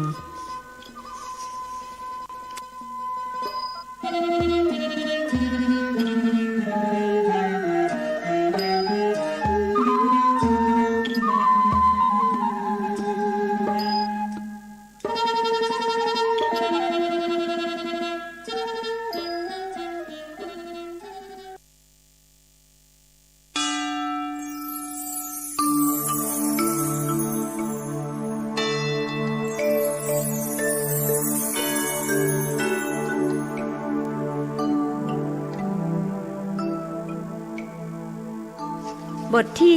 7 นางสะอิ่งวั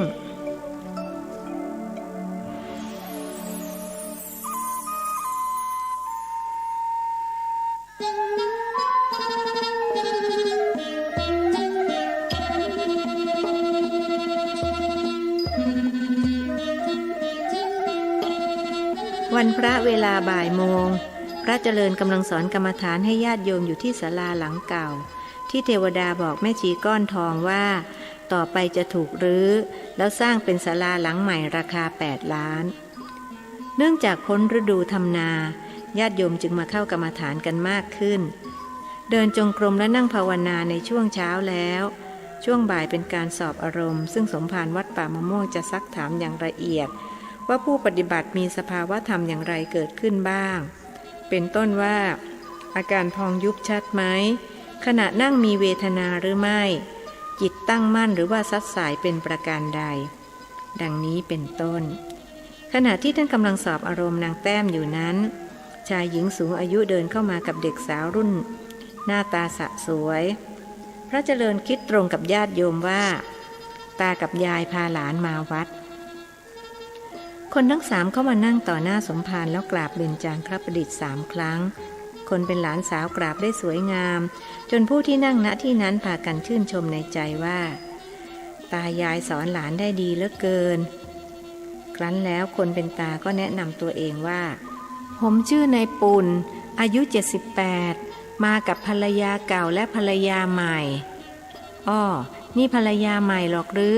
อาตมาก็นึกว่าหลานสาวพระเจริญพูดขึ้น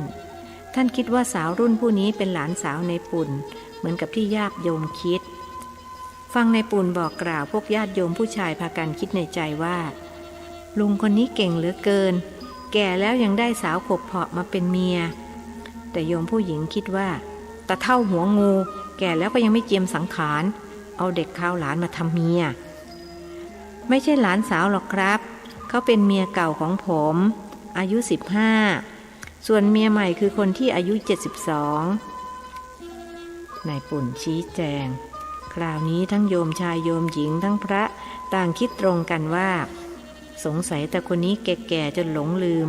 ถึงได้พูดจาเลอะเลือนเลื่อนเปื้อนถึงปานนั้นเสียงโยมผู้ชายถามขึ้นว่าลุงบอกใหม่สิคนไหนเมียเก่าคนไหนเมียใหม่กันแน่คนนี้เมียเก่าครับชื่อสะอิ่งอายุ15ส่วนเมียใหม่ชื่อทองคำอายุ72นายปุ่นยืนยันและชี้ตัวได้ตรงกับที่พูดทำไมเมียเก่าถึงเด็กกว่าเมียใหม่ละโยมพระเจริญถามดูท่าทางนายปุ่นคงไม่ได้พูดเล่นเป็นแน่ครับผมกำลังจะอธิบายให้ท่านสมภารฟังอยู่พอดีแล้วเขาจึงอธิบายว่าแม่สะอิ่งเป็นภรรยาเก่าผมในชาติที่แล้วถ้าเขายังอยู่ก็อายุ75แต่เขาตายไปเมื่อปี2464ก็36ปีมาแล้วเขาบอกไปตกนรกมา20ปีแล้วมาเกิดใหม่ตอนนี้อายุ15ได้ฟังนายปุ่นพูดเช่นนั้นทุกคนก็หูผึ่งเพราะอยากรู้เรื่องเมืองนรกมานานแล้วเสียงนางแต้มถามขึ้นว่าเมืองนรกมีจริงหรือหนูแล้วทำไมหนูถึงไปตกนรกล่ะเพราะหนูทำกรรมชั่วช้าลามกสิจ๊ะนะชาติที่แล้วหนูเป็นคนใจบาปหยาบช้าขี้ลักขี้ขโมยไปบ้านไหนต้องลักข้าวรับของเขาติดไม้ติดมือมาด้วยทุกครั้งแต่ไม่มีใครสงสัยเพราะเห็นหนูเป็นเมียพี่ปุ่นเขาก็ดีกับหนูเหลือเกิน ถ้าไม่ได้เขาช่วยหนูคงไม่ได้กลับมาเกิดในโลกมนุษย์เร็วอย่างนี้เพราะยมบาลเขาคาดโทษไว้ว่าหนูจะต้องอยู่ในนรกถึง100 ปีแต่เพราะพี่ปุ่นเขาช่วยจึงได้ไปตกนรกแค่20 ปีหล่อนเล่าความเป็นมาแล้วหันไปมองสามีในอดีตชาติและปัจจุบันชาติด้วยสายตาที่บ่งบอกถึงความรักใคร่และกตัญญูรู้คุณโยมผู้ชายนึกอิจฉาบุรุษสูงวัยที่สาวน้อยคราวหลานเรียกเขาพี่แทนที่จะเป็นตาหนูไปรักของอะไรเข้าล่ะถึงได้ตกนรกตั้ง100 ปีพระเจริญถามรู้สึกร้อนหนาวเพราะท่านเองสมัยเมื่อเป็นเด็กก็ลักเงินยายเป็นประจำทั้งลักเงินและลักของเอาไปขาย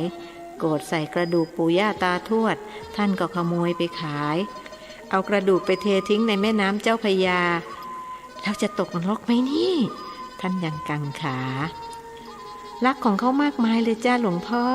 อย่างเช่นบ้านไหนมีงานหนูก็จะไปช่วยงานแล้วก็จะลักพริกหอมกระเทียมใส่ชายพกกลับมาบ้าน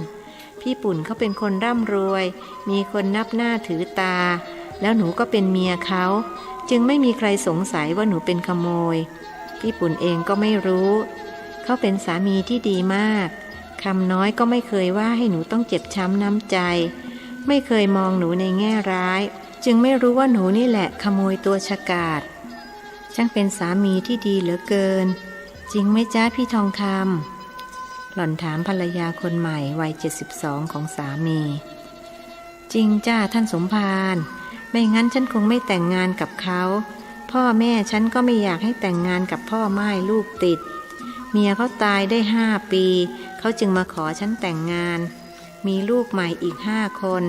ลูกเก่า4 คนนางทองคำเล่าแค่ลักพริกหอมกระเทียมก็ต้องตกนรกถึง100 ปีเชียวหรือสมภารวัดป่ามะม่วงถามหากเป็นเช่นนั้นจริงท่านเห็นจะต้องไปตกนรกนานกว่านางสะอิ่งเป็นแน่มีมากกว่านั้นจ้าหลวงพ่อหนูเป็นขโมยที่โชคดีมากคือลักของคนอื่นแต่ไม่มีใครสงสัยหนูก็เลยได้ใจทำความชั่วมากขึ้นคนที่โชคดีในการทำชั่วนั้นแท้จริงแล้วเป็นคนโชคร้ายที่สุดอย่างเช่นครั้งหนึ่งหลานชายพี่ปุ่นเขาบวชหนูก็ไปช่วยงานเขาแล้วก็ไปลักทองบ้านงานมาเป็นสายสร้อยหนัก4 บาทซึ่งเขาเตรียมไว้ให้นาคใส่วันแห่รอบโบสถ์พอสร้อยคอหายคนเขาก็อลเวงกันเพราะไม่มีอะไรจะให้นาคใส่หนูก็เลยไปโทษว่าหลานชายพี่ปุ่นถึงตอนนี้ลักมากไหมคนเป็นพระถามสาวน้อยวัย15คือหนูไม่ได้ลักเองหรอกจ้าหลวงพ่อแต่ใช้ลูกจ้างไปลักหนูมีลูกจ้าง5 คนมาจากภาคอีสานมาช่วยทำนาได้ค่าจ้างคนละ20 บาทต่อปีสมัยนั้นข้าวเกวียนละ40 บาทจ้ะหล่อนอธิบายแล้วโยมปุ่นไม่รู้หรอกหรือท่านถามบุรุษวัย78ไม่รู้เลยครับท่านผมอยู่บ้านให้แม่สะอิ่งเข้าไปเฝ้าโรงนากับลูกจ้างเขาขยันขันแข็งทำงานตัวเป็นเกลียวในความรู้สึกของผมเห็นว่าเขาเป็นคนดีมากคนหนึ่งบุรุษวัย78กราบเรียนพี่ปุ่นไม่รู้หรอกจ้าหลวงพ่อเพราะหน้าเกี่ยวข้าวหนูจะเป็นคนไปคุมลูกจ้างอยู่ที่โรงนา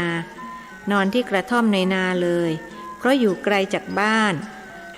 ระหว่างที่อยู่นาก็จะใช้ลูกจ้างไปลักข้าวในนาของคนอื่นที่เขาเกี่ยวแล้วมัดเป็นฟ่อนๆเตรียมขนเข้าลานหนูทำอย่างนี้ทุกปีโดยไม่ได้นึกถึงบาปบุญคุณโทษเพราะหนูไม่เชื่อว่าเวรกรรมมีจริงยิ่งเรื่องนรกสวรรค์หนูยิ่งไม่เชื่อใหญ่พอไปตกนรกถึงได้รู้ทีนี้ใครจะมาบอกว่านรกไม่มีหนูขอเถียงขาดใจเลยเพราะได้ไปอยู่มาแล้วถึง20 ปีหนูเป็นอะไรตายล่ะนางโถถาม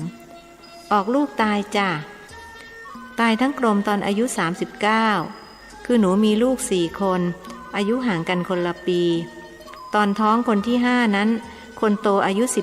16คนเล็ก13หนูก็คิดว่าคงหมดแล้วจู่ๆก็ท้องขึ้นอีกแล้วไม่รู้เป็นยังไงพอตั้งท้องลูกคนนี้มันรู้สึกใจคอไม่ดีเลยครั้นท้องแก่ก็ถึงหน้าเกี่ยวข้าวจึงออกไปอยู่โรงนาทั้งที่ใจคอไม่สบายมันมีลางสังหรณ์ว่าจะไม่ได้กลับมาบ้านอีกเลยเอาทองมั่นไปด้วย ตอนพี่ปุ่นเขามั่นหนูเขาซื้อทองสายสะพายหนักเส้นละ8 บาทให้2 เส้นหนูก็เอาไปไว้ที่โรงนาด้วยวันหนึ่งก็เกิดความกลัวว่าลูกจ้าง5 คนจะลักทองไปจึงใช้ให้ลูกจ้างไปขโมยข้าวในนาคนอื่นแล้วหนูก็แอบนำทองไปฝังไว้ที่ต้นกระทุ่มคืนนั้นก็เกิดปวดท้องจะคลอดลูกก็ให้ลูกจ้าง2 คนมาตามพี่ปุ่นไปโรงนาพี่ปุ่นเดินทางมายังไม่ทันถึงหนูก็ตายเสียก่อนตายปุ๊บก็ไปเกิดในนรกเลยหรือพระเจริญถามจ้ะหลวงพ่อหนูรู้หมดว่าเกิดอะไรขึ้นตั้งแต่พี่ปุ่นมาถึงแล้วก็ร้องไห้หนูก็เห็นร่างของตัวเองนอนตายพร้อมกับลูกในท้องแล้วก็มีโยมบาลมาพาตัวไปหนูเห็นลูกจ้างช่วยกันหามศพหนูกลับบ้านพี่ปุ่นก็จัดงานศพให้อย่างดีช่วงที่หนูอยู่ในเมืองนรกนั้นพี่ปุ่นเขาก็ทำบุญอุทิศส่วนกุศลไปให้พี่ปุ่นช่วยเล่าให้หลวงพ่อฟังหน่อยว่าตอนฉันตายน่ะพี่ทำอะไรบ้างสาวน้อยวัย15บอกสามีวัย78ญาติโยมต่างฟังอย่างตั้งใจด้วยเป็นเรื่องที่ไม่เคยได้ยินได้ฟังมาก่อนนายปุ่นเล่าว่าผมก็คิดถึงเมียและลูกมากเพราะตอนนั้นลูกชายคนเล็กอายุ13ก็โตแล้วพอรู้ว่าจะได้ลูกเล็กๆอีกผมก็ดีใจในเมื่อมาตายทั้งแม่ทั้งลูกอย่างนี้ผมก็เศร้าโศกเสียใจมากจึงทำบุญเป็นการใหญ่เพื่ออุทิศส่วนกุศลไปให้เมียและลูกเขานั่งนิ่งไปครู่หนึ่ง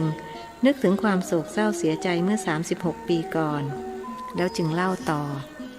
เมื่อนวดข้าวเสร็จผมก็ขายไปส่วนหนึ่งอีกส่วนหนึ่งผมถวายวัดโดยนำไปก่อพระเจดีย์ข้าวเปลือกแล้วอุทิศส่วนกุศลไปให้แม่สะอิ่ง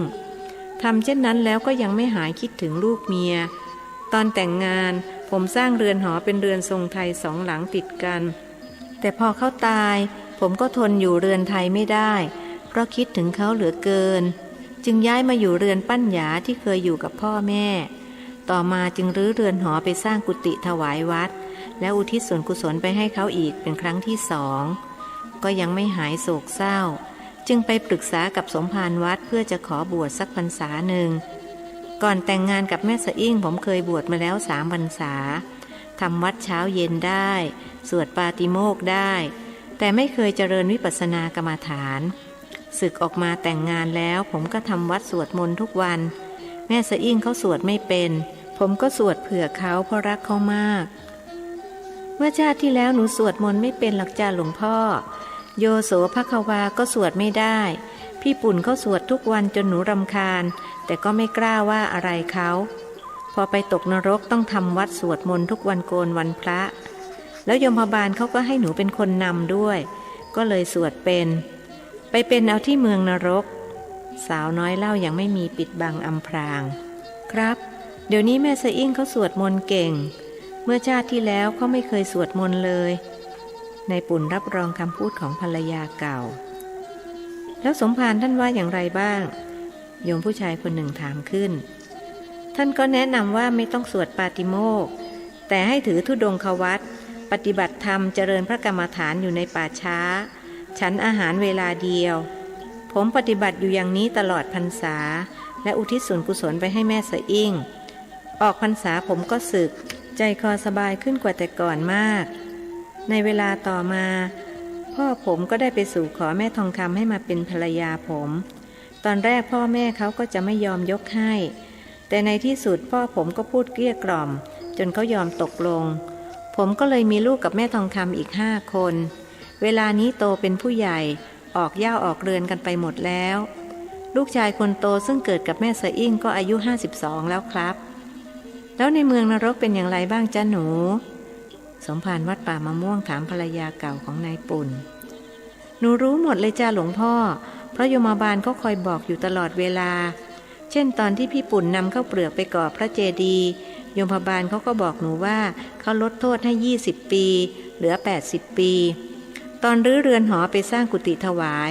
เขาก็ลดให้อีก20 ปีเหลือ60 ปีโยมบาลยังบอกอีกว่าตอนถวายกุฏิมีงานฉลองด้วยพี่ปุ่นจ้างหมอลำกับหนังตะลุงมาเล่น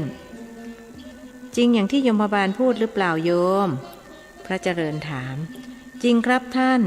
แต่ตอนแรกผมไม่เชื่อ คิดว่าเขาจะมาหลอกเอาสมบัตินายปุ่นตอบเล่าต่อสิหนูฉันอยากฟังนางแต้มบอกเด็กสาวหล่อนจึงเล่าว่าพอพี่ปุ่นบวชโยมบาลก็บอกอีกว่าสามีเธอได้บวชในพระศาสนาและได้เจริญวิปัสสนากรรมฐานอันเป็นกุศลสูงสุดจึงลดโทษให้เธออีก40 ปีที่เหลืออีก20 ปีนั้นอภัยให้ไม่ได้เพราะเธอมีโทษหนัก2 ประการคือ 1. ลักทองแล้วโยนความผิดไปให้ผู้อื่นเป็นเหตุให้เขาต้องถูกทุบตีให้ได้รับทุกขเวทนา 2. ลักข้าวขโมยพระแม่โพธิ์ศพบาปมากอภัยให้ไม่ได้คราวนี้คนเป็นพระรู้สึกเสียววาบเข้าไปถึงหัวใจเมื่อระลึกนึกถึงบาปกรรมที่ทำตอนเป็นเด็กท่านเก็บข้าวตกในนาแข่งกับนางเม้ามารดาเด็กหญิงมะลิซึ่งตอนนั้นยังญาติดีกันอยู่ท่านถามนางเม้าว่านะเก็บข้าวตกได้วันละเท่าไหร่วันละกระพีกแล้วเองล่ะนางเม้าย้อนถามวันละ10 กว่าถังทำไมได้มากนักบอกข้ามั่งสิจะยากอะไรล่ะนะก็เอาไอ้ที่เขามัดไว้เป็นฟ่อนๆสิเอาใส่กระสอบเลยข้าไม่เอาหรอกกลัวตกนรกรักพระแม่โพธิ์ศพต้องตกนรกมีที่ไหนกันล่ะนะอย่าเซ่อนักเลยยมบาลก็บอกว่าที่เหลืออีก20 ปีหนูจะต้องชดใช้อภัยให้อีกไม่ได้หนูจะต้องชดใช้กรรมอยู่ในนรกนั้นพอครบกำหนดยมบาลก็บอกว่าถ้าไม่อยากมาตกนรกก็จงอย่าก่อกรรมทำชั่วและให้กลับไปเกิดในเมืองมนุษย์20 ปีเพื่อใช้หนี้พี่ปุ่นต้องให้สัญญาว่าจะปฏิบัติให้ได้2 ข้อคือ 1. ต้องรักษาอุโบสถศีลทุกวันพระ 2. ต้องสร้างกุฏิกรรมฐาน1 หลังราคา1 ชั่งไม่ขาดไม่เกินหากทำได้2 ข้อนี้ก็ไม่ต้องกลับไปเมืองนรกอีกหนูก็ได้ให้สัญญาแล้วมาเกิดเป็นลูกเตี่ยกับแม่บ้านหนูอยู่ห่างจากบ้านพี่ปุ่นราวๆ2 กิโลเมตรเตี่ยกับแม่ของหนูแต่งงานกันมา15 ปีไม่มีบุตรตอนหนูเกิดมานั้นเตี่ยอายุ50แม่อายุ40เขาก็ดีใจที่ได้ลูกหนูมาเกิดเป็นลูกคนจีนก็เลยผิวขาวหน้าตาอย่างนี้ชาติที่แล้วหนูผิวดำผอมเกรงมีไฝเม็ดเบ้อเริ่มอยู่ที่ริมฝีปากยังมีรูปวาดอยู่ที่บ้านพี่ปุ่นซึ่งเขาใช้ช่างมาวาดในวันแต่งงานคนเรานี่ก็แปลกนะจ๊ะหลวงพ่อพอมาเกิดใหม่น่าจะรูปร่างหน้าตาเหมือนเดิมแต่กลับไม่เหมือนทั้งที่เป็นคนเดียวกันแต่ชาตินี้หนูก็ยังมีไฝอยู่ที่ตำแหน่งเดิมเพียงแต่เม็ดเล็กกว่าชาติที่แล้วหล่อนชี้ให้ดูไฝเม็ดเล็กๆเหนือริมฝีปากข้างซ้ายแล้วหนูระลึกชาติได้ตอนไหนนางแต้มอยากรู้ตอนอายุ11จ้ะหนูก็บอกเตี่ยกับแม่ว่าหนูคือนางสะอิ่งเมียพี่ปุ่น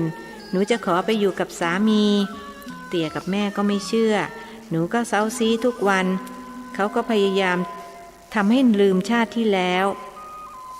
โดยไปหาไข่หลงลังมาต้มให้กินหนูก็ไม่ยอมลืมอดีตชาติเพราะยมบาลสั่งมาว่าให้หนูมาใช้กรรมพี่ปุ่นพอหนูอายุ15เตี่ยกับแม่ก็เลยพามาบ้านพี่ปุ่นหนูก็จำชื่อลูก4 คนได้หมดพวกเขาก็ไม่มีใครเชื่อ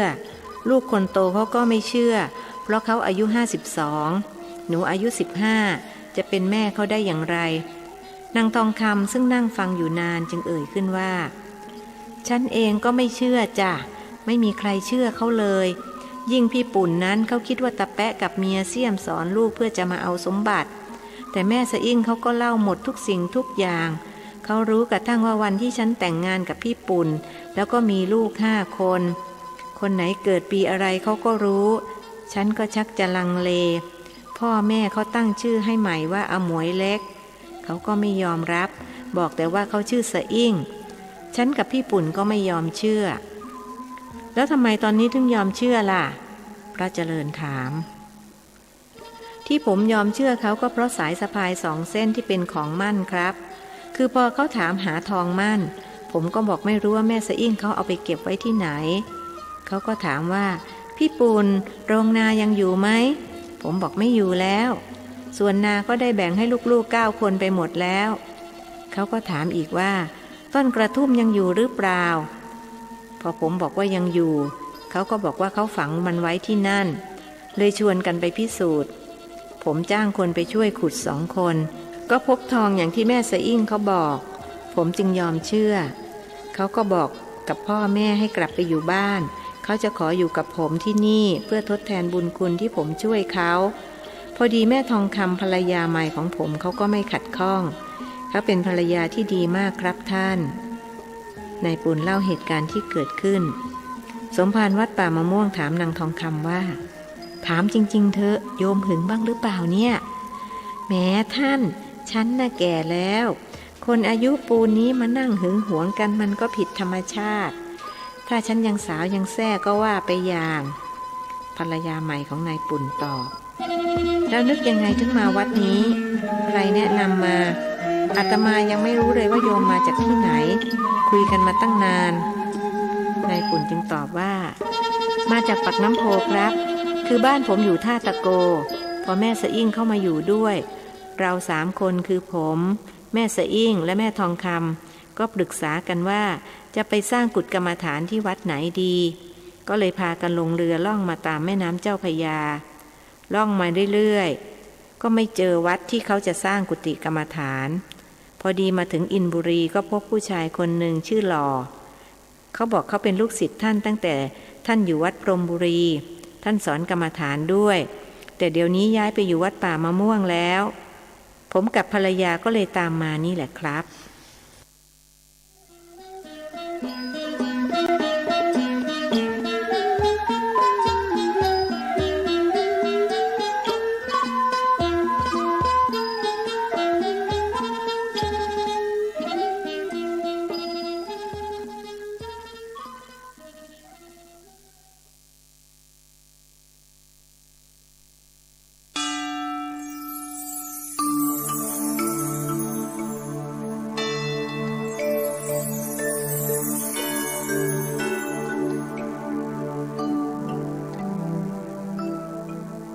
บทที่ 8 นรกภูมิแม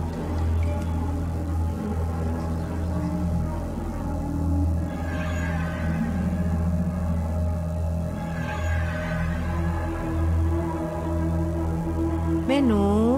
ช่วยเล่าให้ฟังหน่อยเถอะว่าเมืองนรกเป็นยังไงเหมือนโลกมนุษย์ที่เราอยู่ไหมนางแช่มได้โอกาสถามบ้างหลังจากที่เป็นผู้ฟังมานาน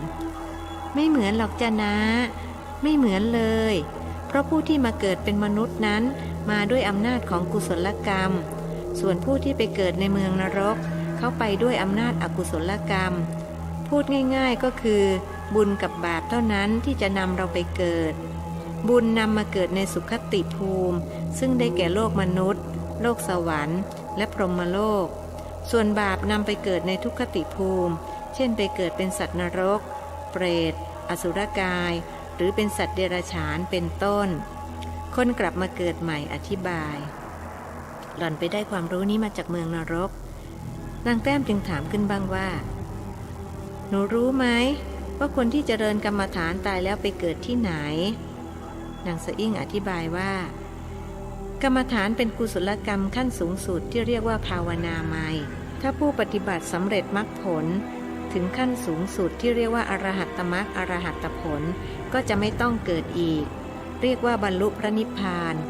บุคคลผู้นั้นได้ชื่อว่าพระอรหันต์รองจากพระอรหันต์เรียกว่าพระอนาคามีคือผู้สำเร็จอนาคามิมรรคอนาคามิผลหากตายจากโลกมนุษย์ก็จะไปเกิดเป็นพรหมในชั้นสุทธาวาสซึ่งมี5 ชั้นได้แก่อวิหาอตัปปาสุทัสสาสุทัสสีและอากนิษฐาต่ำกว่าพระอนาคามีคือพระสกทาคามีและพระโสดาบันตามลำดับพระโสดาบันและพระสกทาคามีอาจเกิดในโลกมนุษย์หรือโลกสวรรค์ก็ได้ผู้ที่สำเร็จมรรคผลตั้งแต่โสดาปัตติมรรคโสดาปัตติผลขึ้นไปถือว่าตัดขาดจากอบายภูมิได้อย่างเด็ดขาดจะไม่ไปเกิดเป็นสัตว์นรกเปรตอสุรกายหรือสัตว์เดรัจฉานแล้วถ้าไม่บรรลุสักอย่างเดียวล่ะจ๊ะอย่างฉันนี้รู้สึกว่าตัวเองปฏิบัติไม่ก้าวหน้าเลยคงไม่ถึงขั้นจะเป็นพระโสดาบันอย่างคนอื่นเขาหรอกนางแต้มแสดงอาการวิตกก็อาจจะเกิดเป็นมนุษย์หรือเทวดาแต่ถ้ามีกรรมชั่วอยู่มากก็ต้องไปตกนรกถ้ามีกรรมชั่วเพียงเล็กน้อยไม่หนักหนาสาหัส ก็จะไปเกิดเป็นสัตว์เดรัจฉานจ้ะสาวน้อยตอบอย่างคล่องแคล่วนอกจากลักขโมยแล้วกรรมที่จะนำไปตกนรกนั้นมีอะไรบ้างจ้าหนูคนถามคือนางแช่มกรรมที่จะทำให้ไปตกนรกมี10อย่างจ้าเรียกว่าอกุศลกรรมบท10แบ่งตามลักษณะที่แสดงออกมาจะได้3แบบคือกายกรรมวจีกรรมและมโนกรรมถ้าทำชั่วทางกายเรียกว่ากายทุจริตมี3อย่างได้แก่ฆ่าสัตว์ลักทรัพย์และประพฤติผิดในกามทำชั่วทางวาจาเรียกว่าวจีทุจริตมี4อย่างได้แก่พูดปดพูดส่อเสียดพูดคำหยาบและพูดเพ้อเจ้อทำชั่วทางใจเรียกว่ามโนทุจริตมี3อย่างได้แก่โลภอยากได้ของเขาพยาบาทปองร้ายเขาและมีความเห็นผิดคนที่ทำความชั่วอย่างใดอย่างหนึ่งใน10อย่างนี้จะต้องตกนรกต้องถูกทำโทษอย่างแสนสาหัสหาความสุขสบายมิได้เลยแต่ถึงจะทุกข์ทรมานอย่างไรก็จะไม่ตายเช่นบางคนถูกเฆี่ยนจนขาขาดก็ยังไม่ตายเพราะขามันจะมาต่อกันใหม่ให้พยมพบาลเฆี่ยนอีกถ้อยคำของนางสะอิ่งทำให้พระเจริญนึกถึงคำบอกเล่าของตะแปะเหล่งห้วยที่หนีจากเมืองนรกมาเข้าใยเผาเพื่อจะบอกให้เจ๊เจียหลานสาวมาเจริญกรรมฐานและอุทิศส่วนกุศลไปให้แสดงว่าเมืองนรกนั้นไม่ดีเลยใช่ไหมนางโถถามสำหรับหนูเห็นว่ามีทั้งดีและไม่ดีเพราะหนูได้ประโยชน์จากการไปตกนรกแต่ก่อนหนูใจบาปหยาบช้าสวดมนต์ไม่เป็นเจริญกรรมฐานก็ไม่เป็นแล้วก็ไม่ยอมเชื่อเรื่องบาปบุญคุณโทษต่อเมื่อไปรู้ไปเห็นด้วยตนเองทำให้หนูเปลี่ยนเป็นคนละคนในเมืองนรกนั้นแม้พวกสัตว์นรกจะถูกลงโทษอย่างสาหัสสากันแต่พอถึงวันโกนวันพระเขาจะหยุดทำโทษมีพระมาลัยมาเทศโปรดและพวกสัตว์นรกก็ได้ทำวัดสวดมนต์ได้เจริญพระกรรมฐานคนที่สวดมนต์ไม่เป็นและไม่เคยเจริญกรรมฐานหากตายไปตกนรกก็จะได้ไปเรียนรู้ที่เมืองนรกเช่นหนูเป็นตัวอย่างหนูถึงได้พูดว่านรกให้สิ่งที่ดีแก่หนูพระเจริญต้องการตรวจสอบเรื่องที่ตะแปะเหล่งห้วยบอกว่าพระมาลัยที่มาเทศโปรดสัตว์นรกนั้นเป็นฉายาไม่ใช่ชื่อจึงถามขึ้นว่าพระมาลัยเป็นใครมาจากไหนหนูรู้หรือเปล่ารู้จ้าหลวงพ่อท่านเป็นพระอรหันตขีณาสพที่ผลัดกันไปเทศโปรดสัตว์นรกมีอยู่หลายองค์คำว่ามาลัยเป็นฉายาไม่ใช่ชื่อเฉพาะพระอรหันต์ที่ไปเทศโปรดสัตว์นรกเรียกว่าพระมาลัยทุกองค์จ้ะเป็นอันว่าสิ่งที่ตะแปะเหล่งห้วยเล่าให้ฟังนั้นตรงกับที่นางสะอิ่งบอกกล่าวทุกประการกระนั้นท่านก็ต้องการทราบอีกว่าพระไปตกนรกมีบ้างไหมโอ้ยเยอะแยะเลยจ้าหลวงพ่อ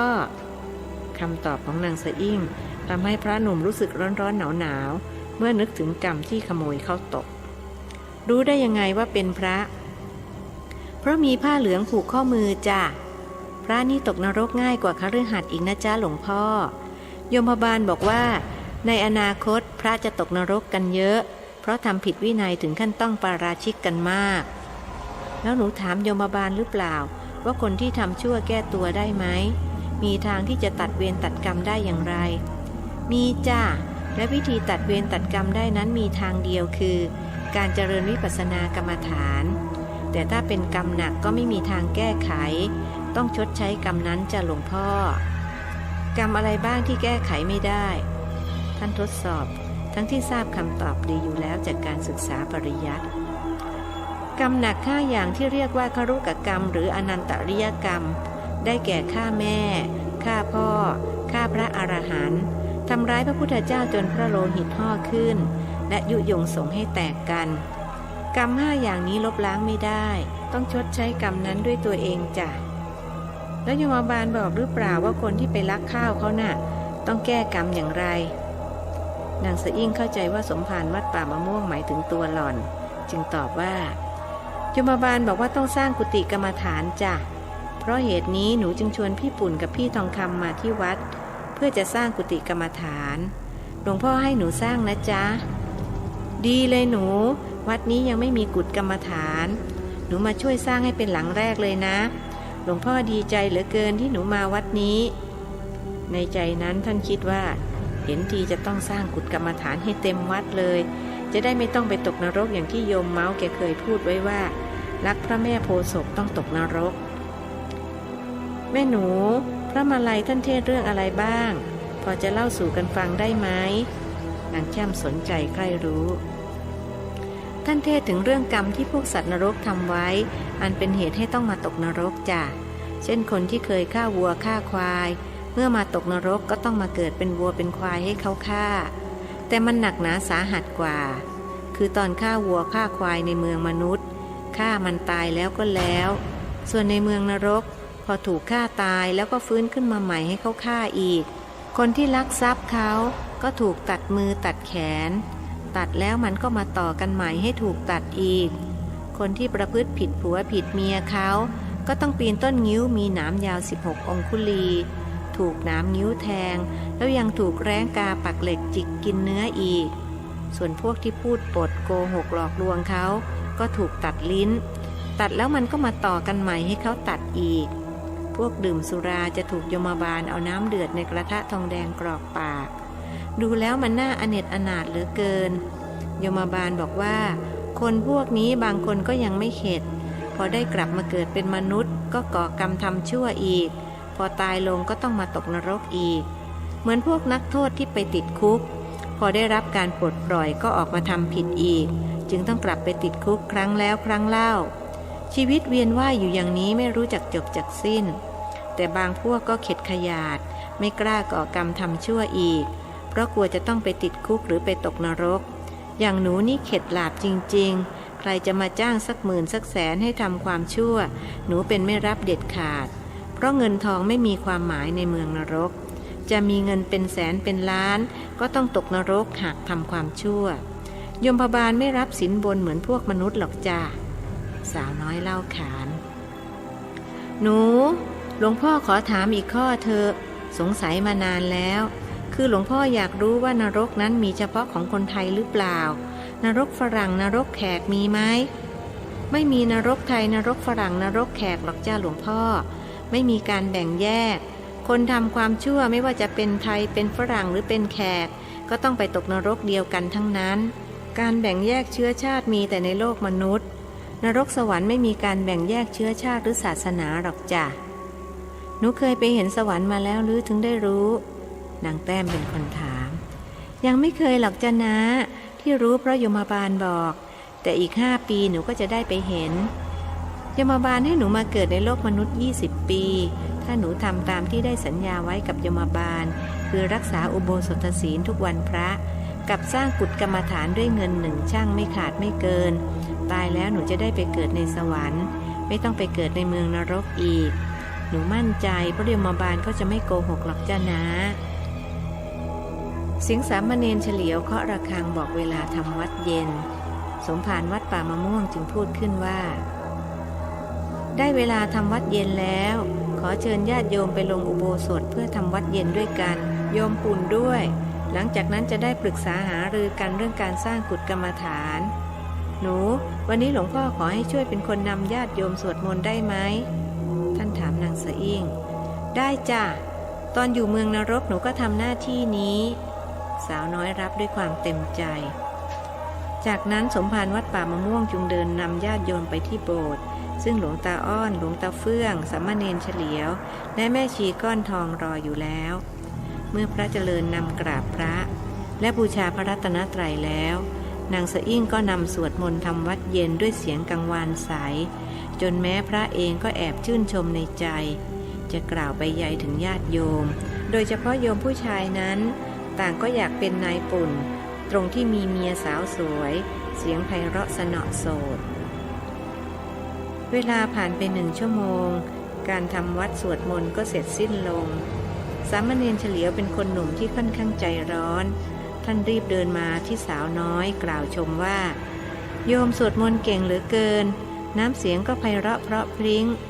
อาตมายังไม่เคยเห็นใครสวดได้ไพเราะเท่านี้มาก่อนท่านเข้าใจผิดคิดไปเองว่านางสะอิ่งเป็นหลานสาวของสองตายายคู่นี้นึกหมายมั่นปั้นมือว่าศึกหาลาเพศเมื่อใดจะให้พ่อแม่ไปสู่ขอมาเป็นภรรยา พระเจริญเห็นท่าทางเจ้าชู้ไก่แจ้ของลูกศิษย์ก็ให้นึกขำจึงรีบตัดไฟเสียแต่ต้นลมว่าโยมปูนคืนนี้คงต้องพักค้างคืนที่วัดนี่แหละนะอาตมาจะให้ไปพักที่กุฏิสามเณรเฉลียวส่วนภรรยา2 คนจะให้พักบนศาลากับแม่ชีก้อนทองแล้วหันไปสั่งสามเณรว่าช่วยพาโยมเข้าไปพักที่กุฏิด้วยเขาพาภรรยามาสร้างกุฏิคนนี้ชื่อสะอิ่งเป็นภรรยาเก่าอายุ15อีกคนชื่อทองคำเป็นภรรยาใหม่อายุ72 ปีท่านช่วยแนะนำให้เสร็จสับสามเณรเฉลียวได้ฟังนึกว่าหูเฟื่อนไปจึงถามขึ้นว่าท่านสมภารพูดผิดหรือเปล่าครับโยมสะอิ่งเป็นหลานสาวของภรรยาเก่ากระมังครับแต่ท่านพูดว่าเป็นภรรยาเก่านางแต้มจึงตอบแทนสมภารว่าท่านพูดไม่ผิดหรอกจะเน้นแม่หนูสะอิ่งนี่แหละเป็นเมียเก่าของน้าคนนี้สามเณรเฉลียวรู้สึกเหมือนว่าหัวใจหล่นวูบลงมากองอยู่ที่ปลายเท้ากลั้นใจถามอีกว่าโยมพูดผิดหรือเปล่าตั้งสติให้ดีแล้วพูดใหม่สิฉันพูดไม่ผิดหรอกจ้าถ้าท่านไม่เชื่อจะถามแม่โถดูก็ได้แม่หนูคนนี้ก็เป็นเมียเก่าน้าคนนี้แต่เขาได้ตายไปแล้วกลับมาเกิดใหม่เขาระลึกชาติได้เลยมาอยู่กับผัวเขาอีกเสียงนายปุ่นถามพระเจริญว่าท่านครับแล้วเรื่องที่ผมจะสร้างกุฏิกรรมฐานจะลงมือกันเมื่อไหร่ครับท่านจะอนุญาตให้สร้างตรงไหนแม่สะอิ่งเขาบอกยมบาลสั่งมาว่าให้สร้างเสร็จภายใน1 วันด้วยเงิน1 ช่างพอดิบพอดีบุรุษวัย78รู้สึกกังวลแทนภรรยาเขาเกรงว่าหากไม่เป็นไปตามนั้นแม่สะอิ่งเมียรักก็จะไปเกิดในนรกอีกอย่าห่วงไปเลยโยมพรุ่งนี้ค่อยว่ากันใหม่สร้างตรงหน้าโบสถ์นั่นดีไหมท่านชี้ไปทางด้านขวามือของโบสถ์ซึ่งหันหน้าไปทางทิศตะวันออกอุบาสกหนุ่มซึ่งฟังเรื่องราวมาโดยตลอดจึงปลอบใจว่านะอย่าห่วงเลยพรุ่งนี้พวกผมจะเกณฑ์พวกผู้ชายในหมู่บ้านมาช่วยสร้างพอดีผมรื้อเรือนหลังเล็กจะมาปลูกใหม่ให้ใหญ่กว่าเดิมพอมีไม้เหลืออยู่บ้างผมจะเอามาสมทบผมคิดว่า1 ช่างก็สร้างได้เพราะค่าแรงไม่ต้องจ่ายผมเห็นด้วยพวกเราอยากได้บุญการสร้างกุฏกรรมฐานคงจะได้อานิสงส์สูงพวกเราจะได้ไม่ต้องไปตกนรกโยมผู้ชายอีกคนหนึ่งสนับสนุนสมภารวัดป่ามะม่วงรีบพูดสรุปว่าเอาละอาตมาขอขอบใจญาติโยมทุกคนและขออนุโมทนาในกุศลจิตของพวกท่านทั้งหลายนี่ก็ค่ำมืดแล้วขอให้แยกย้ายกันกลับบ้านเนนช่วยพาโยมปุ่นไปที่กุฏิด้วยส่วนแม่ชีก็พาโยมทองคำกับหนูสะอิ่งไปที่ศาลาพรุ่งนี้เช้าจะได้ลงมือสร้างกุฏิกรรมฐานกันแม่ชีก้อนทองรับคำทั้งที่กังวลอยู่ลึกๆกังวลว่าเมื่อเทวดามาชวนสวดมนต์แม่ทองคำกับแม่สะอิ่งอาจตื่นขึ้นมาเห็นและคิดว่าตนเสียสติไปก็ได้ดังนั้นเมื่อพาคนทั้ง2ไปส่งที่ศาลาแล้วจึงไปหาพระเจริญที่กุฏิของท่านหลวงพ่อฉันกลัว2 คนนั่นจะหาว่าฉันบ้าถ้าเทวดามาชวนฉันสวดมนต์ตอนเที่ยงคืนจะกลัวไปทำไมล่ะดีซะอีกเขาจะได้รู้ได้เห็นว่าเทวดามีจริงแม่หนูคนนั้นแกไปตกนรกมาแกเชื่อแล้วว่านรกมีแม่ชีไปอยู่เสียที่ไหนล่ะถึงไม่ได้มาฟังตอนแกเล่าสมภารวัดป่ามะม่วงค่ะฉันปฏิบัติอยู่ที่หน้าโบสถ์จ้ะไม่อยากฟังไม่อยากรู้เรื่องราวของใครอายุฉันเหลือน้อยลงไปทุกวันฉันก็อยากจะสร้างสมคุณงามความดีไว้ให้มากๆหากบุญภาวาสนาส่งฉันอาจจะได้บรรลุมรรคผลนิพพานบ้างแม่ชีก้อนทองบอกกล่าวไม่อยากไปเกิดในสวรรค์หรอกหรือที่คนเขาทำบุญกันก็อธิษฐานขอให้ได้ไปเกิดในสวรรค์ทั้งนั้นพระเจริญต้องการทดสอบแม่ชีวัย89ไม่อยากหรอกจ้าหลวงพ่อเพราะถึงจะไปเกิดเป็นเทวดาในสวรรค์ก็ยังมีความทุกข์ดูอย่างเทวดาที่มาอาศัยอยู่ต้นพิกุลนั่นอยู่สวรรค์ดีๆพอทำความผิดก็ตกจากสวรรค์มาอยู่ในโลกมนุษย์ฉันว่าจะเกิดเป็นมนุษย์หรือเป็นเทวดาก็ยังมีทุกข์เพราะยังต้องเวียนว่ายอยู่ในวัฏสงสารฉันเรียนหลวงพ่อตามตรงว่าต้องการบรรลุพระนิพพานจะได้ตัดภพตัดชาติไม่ต้องกลับมาเวียนว่ายตายเกิดอีกฉันคิดของฉันอย่างนี้แหละจ้ะ ใครจะหาว่าฉันเพี้ยนเพราะคิดผิดมนุษย์มนาฉันก็ไม่สนใจไม่ผิดหรอกโยมสิ่งที่โยมคิดและปฏิบัติอยู่นี้ถือว่าเป็นจุดหมายของพระศาสนาเชียวละน้อยคนนักที่จะรู้และเข้าใจ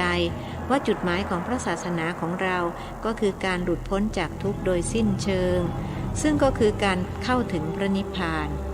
อาตมาก็คิดอย่างเดียวกับโยมหากเป็นไปได้ก็จะไม่ขอมาเกิดเป็นมนุษย์อีกโลกมนุษย์นี่มันวุ่นวายจริงๆนะโยมนะนั่นสิจ้าหลวงพ่อเพราะอย่างนี้แหละฉันถึงได้ครองตัวเป็นโสดมาจนทุกวันนี้พูดแล้วจะหาว่าคุย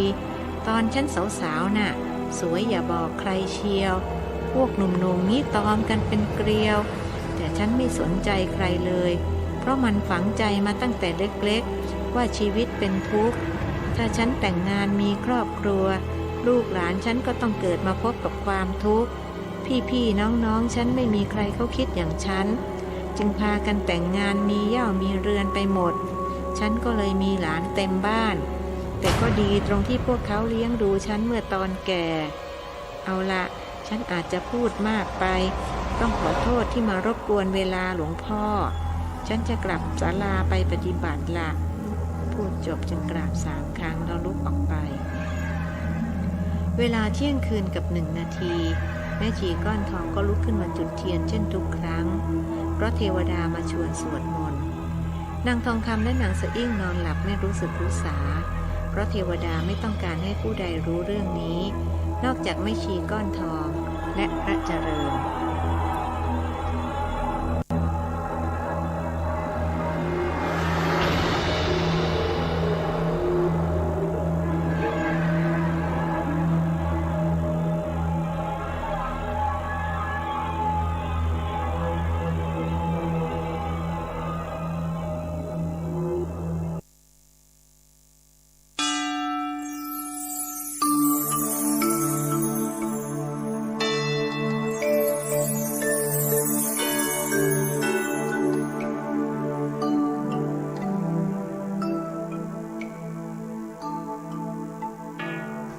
บทที่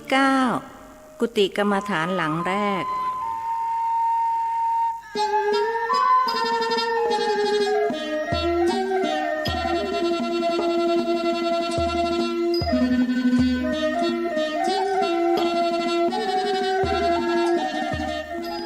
เช้าวันรุ่งขึ้นญาติโยมพากันมาวัดป่ามะม่วงเพื่อช่วยสร้างกุฏกรรมฐานนางแต้มภรรยากำนันเขียวถือโอกาสอ้างคุณความดีของสามีไปเกณฑ์พวกหนุ่มๆในหมู่บ้านมาได้อีกกลุ่มหนึ่งคนที่มาส่วนใหญ่จะรู้ถึงความสัมพันธ์เกี่ยวข้องกันระหว่างอาคันตุกะทั้ง3ยกเว้นพวกหนุ่มๆที่พากันเข้าใจว่าตากับยายพาหลานสาวมาบำเพ็ญมหากุศลจึงต่างคนต่างหมายมั่นไว้ในใจว่าจะต้องทำให้สาวน้อยสนใจตนเท่านั้น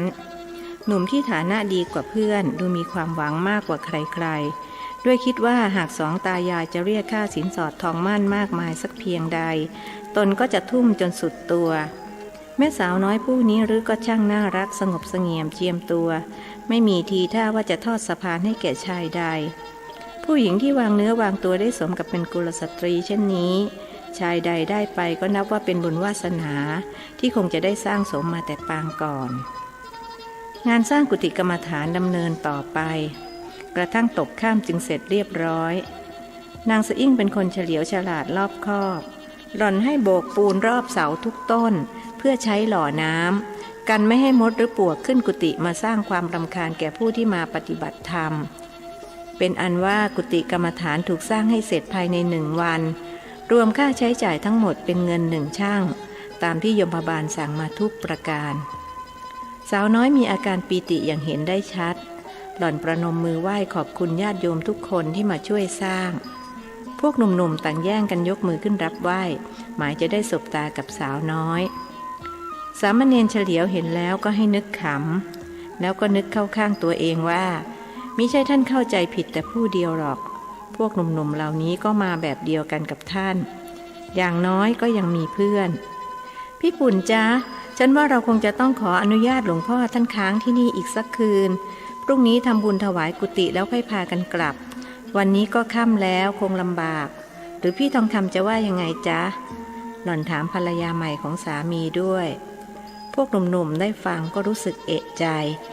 สาวสวยน่าจะเรียกนายปุ่นว่าตาแต่กับเรียกพี่ปุ่นมันชักจะยังไงชอบกลหนุ่มคนหนึ่งอดรนทนไม่ได้จึงถามนางแต้มขึ้นว่าน้าแม่สาวคนนั้นเขาเรียกลุงนั่นว่ายังไงนะผมฟังไม่ถนัดนางแต้มจึงถือโอกาสตอบข้อสงสัยว่าเขาเรียกพี่จ้าก็เขาเป็นผัวเมียกันแม่หนูนี่เป็นเมียเก่าส่วนป้าคนนั้นเป็นเมียใหม่อะไรกันนี่นะยังสติดีอยู่หรือว่าตัวผมสติเสียถึงได้ฟังน้าพูดไม่เข้าใจนางแต้มรู้สึกขำจึงตอบว่าทั้งเองทั้งข้าไม่มีใครเสียสติหรอกเรื่องมันยาวเอาเถอะข้าจะเล่าย่อๆให้เองเข้าใจคือว่าแม่หนูคนนี้เขาเคยเป็นเมียของตะปุ่นเมื่อชาติที่แล้วทีนี้เขาเกิดระลึกชาติได้จึงขอพ่อแม่มาอยู่กับผัวส่วนตะปุ่นหลังจากเมียตายก็ได้แต่งงานใหม่กับน้าคนนั้นเขาเลยอยู่กันแบบ3 คนผัวเมียทำไมแม่สาวคนนี้แกถึงได้คิดสั้นอย่างนั้นล่ะอยู่ดีๆมามีผัวอายุคราวปู่คราวตาหนุ่มๆมีตั้งเยอะแยะทำไมไม่เลือกหนุ่มน้อยพูดเสียงตำหนินึกเสียดายใจแทบขาดเสียดายความสาวความสวยของหล่อนก็คนเขาเคยมีบุญคุณกันมาแล้วอีกอย่างเขาต้องทำตามคำสั่งของยมบาลไม่เช่นนั้นจะต้องกลับไปตกนรกน้ายิ่งพูดผมก็ยิ่งงงแต่เอาเถอะไหนๆผมก็อกหักแล้วคงไม่คิดจะแย่งชิงเมียคนอื่นหรอกครั้นจะรอให้ผัวหล่อนตายไอ้ผมก็เห็นจะรักไม่ลงผมไม่อยากเป็นสองรองใครหนุ่มผู้นั้นพูดอย่างตัดอกตัดใจได้แล้วหลวงพ่อหนูกับพี่ปุ่นเห็นจะต้องขออนุญาตค้างที่วัดอีกสักคืนพรุ่งนี้ทำบุญถวายกุฏิแล้วจึงจะพากันกลับหลวงพ่อคงไม่ว่านะจ๊ะนางสะอิ่งขออนุญาตพระเจริญตามสบายจ้ะหนูแม่ชีก้อนทองก็คงเต็มใจที่จะให้หนูพักอีกสักคืนหรือจะอยู่เข้ากรรมฐานฉลองกุฏิเลยดีไหมเอาไว้วันหน้าดีกว่าจ้ะแล้วอีกอย่างกุฏิยังไม่ได้ทำพิธีถวายจะให้ใครเข้าไปอยู่ก็ไม่เป็นการสมควรตกลงว่าหนูจะอยู่ที่ศาลาหลังเดิมก็แล้วกันหลังจากทำวัดเย็นแล้วหนูจะขอกรรมฐานหลวงพ่อกลางคืนจะได้ให้แม่ชีสอนเดินสอนนั่งให้แล้วจะนำไปปฏิบัติต่อที่บ้านอันที่จริงหนูก็เคยปฏิบัติมาแล้วจากเมืองนรกแต่เมื่อมาเกิดเป็นมนุษย์ยังไม่เคยปฏิบัติอีกเลยเหลือเวลาอีก5 ปีหนูก็จะจากโลกมนุษย์ไปแล้วเวลาที่เหลือหนูจะเพียรสร้างแต่กรรมดีจะไม่ทำกรรมชั่วอีกแล้วจ้ะหล่อนเรียนสมภารวัดป่ามะม่วงตามที่โยมบาลกำชับมาด้วยไม่ประสงค์จะกลับไปเมืองนรกอีกดีแล้วล่ะหนูว่างๆหลวงพ่อจะไปเยี่ยมที่บ้านนะจะได้ไปดูว่าจริงอย่างที่โยมบาลพูดไว้หรือเปล่าเอาเป็นว่าอีก5 ปีค่อยเจอกันท่านรู้ว่าบุคคลทั้ง3จะไม่ได้กลับมาที่วัดป่ามะม่วงอีกเพราะกลับไปจากวัดนี้ไม่นานนายปุ่นจะเป็นอัมพาตไปไหนมาไหนไม่ได้และแม่หนูสะอิ่งก็จะคอยปรนนิบัติสามีเป็นการทดแทนบุญคุณบ้านผมไปลำบากหน่อยนะครับหลวงพ่อต้องเดินกลางทุ่งใช้เวลาตั้งครึ่งค่อนวันแต่หลวงพ่อยังหนุ่มยังแน่นถึงอย่างไรก็คงลำบากน้อยกว่าผมนายปุ่นกราบเรียนไม่เป็นไรหรอกโยมอาตมาเคยเดินทางไกลมาหลายครั้งหลายหนก็ถือคติตามที่พระพุทธองค์ท่านตรัสสอนว่าเหนื่อยก็พักหนักก็วางเรื่องความอดทนอาตมาได้นิสัยมาจากโยมยายสมัยเป็นเด็กอาตมาตื่นตี 3หาบของไปขายที่ตลาดบางขามซึ่งห่างจากบ้าน14 กิโลเมตรแล้วก็ต้องขายให้หมดเพื่อจะกลับมาให้ทันไปโรงเรียนชีวิตลำบากมามากแต่ก็ดีเพราะทำให้อาตมาไม่กลัวความลำบากอีกต่อไปสมภารวัดป่ามะม่วงเล่าความหลังตอนสายของอีกวันหลังจากทำบุญถวายกุฏิกรรมฐานซึ่งเป็นหลังแรกของวัดป่ามะม่วงแล้วนายปุ่นก็พาภรรยาทั้งสองกราบลาสมภารกลับบ้านที่อำเภอท่าตะโกซึ่งการเดินทางค่อนข้างทุลักทุเลเพราะนอกจากจะต้องนั่งหลังขดหลังแข็งอยู่ในเรือตั้งครึ่งค่อนวันแล้วยังต้องเดินอีกประมาณ20 กิโลเมตรกว่าจะถึงบ้านซึ่งอยู่ห่างจากตัวอำเภอไปอีกไกลโข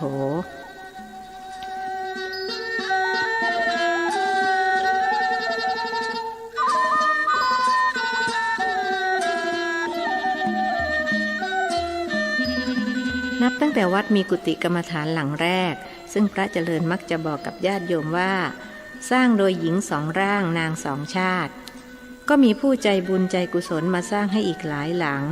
แต่ไม่มีหลังใดสร้างได้สวยงามและสิ้นเปลืองเงินทองน้อยเหมือนหลังแรกโดยเฉพาะที่แตกต่างมากคือไม่ได้โบกปูนรอบเสาไว้รอน้ำจึงนับว่ากุฏิกรรมฐานของหญิงสองร่างนางสองชาติเป็นหลังแรกและหลังเดียวที่ไม่มีช่างคนใดสามารถเรียนแบบได้แม้เจ้าของผู้มีจิตศรัทธาจะบงการให้ช่างสร้างใหม่เหมือนทุกอย่างยกเว้นเรื่องราคาซึ่งแม้จะสูงปานใดก็ไม่เกี่ยงกระนั้นก็หาผู้สร้างให้เหมือนไม่ได้โยมผู้หนึ่งถึงกับนำเรื่องนี้ไปเรียนปรึกษากับสมภารท่านกลับตอบว่าไม่มีใครสร้างได้เหมือนหรอกโยมเพราะโยมพบาลไม่ได้สั่งมาถ้าโยมอยากให้เหมือนก็ต้องไปตกนรกแล้วให้โยมพบาลท่านสั่งมาเสียก่อนท่านแนะนำชนิดพูดง่ายแต่ทำยากเกิดท่านไม่สั่งละครับผมไม่กล้าเสี่ยงหรอกแล้วผมก็ยังไม่รู้เลยว่าต้องทำกรรมอะไรถึงจะตกนรกแล้วโยมพบาลสั่งให้มาสร้างกุฏิกรรมฐานแก้กรรมพระเจริญรีบตอบว่าก็ขโมยข้าวตกสิโยมใครเขาเกี่ยวข้าวมัดเป็นฟ่อนๆไว้ในนาโยมก็ไปขโมยเอากระสอบไปใส่เลยนะรับรองว่าตกนรกแน่ท่านพูดยิ้มพร้อมกันนั้นก็คิดในใจว่าเราเห็นจะต้องขายทองไปสักส่วนหนึ่งนำเงินมาสร้างกุฏิกรรมฐานแก้กรรมจะได้ไม่ต้องไปตกนรกอย่างแม่หนูสะอิ่งผมไม่ทำหรอกครับหลวงพ่อเกรงว่าจะเข้าคุกก่อนที่จะตกนรกเรียกว่าตกทั้งสองนรกเลยคือนรกชาตินี้และนรกชาติหน้าผมว่าถึงจะสร้างกุฏิกรรมฐานได้ไม่เหมือนของแม่หนูสะอิ่งก็ไม่เป็นไรเคยทำแต่กรรมดีมาตั้งแต่จำความได้เรื่องอะไรจะมาสร้างกรรมชั่วเอาเมื่อแก่คำพูดของบุรุษนั้น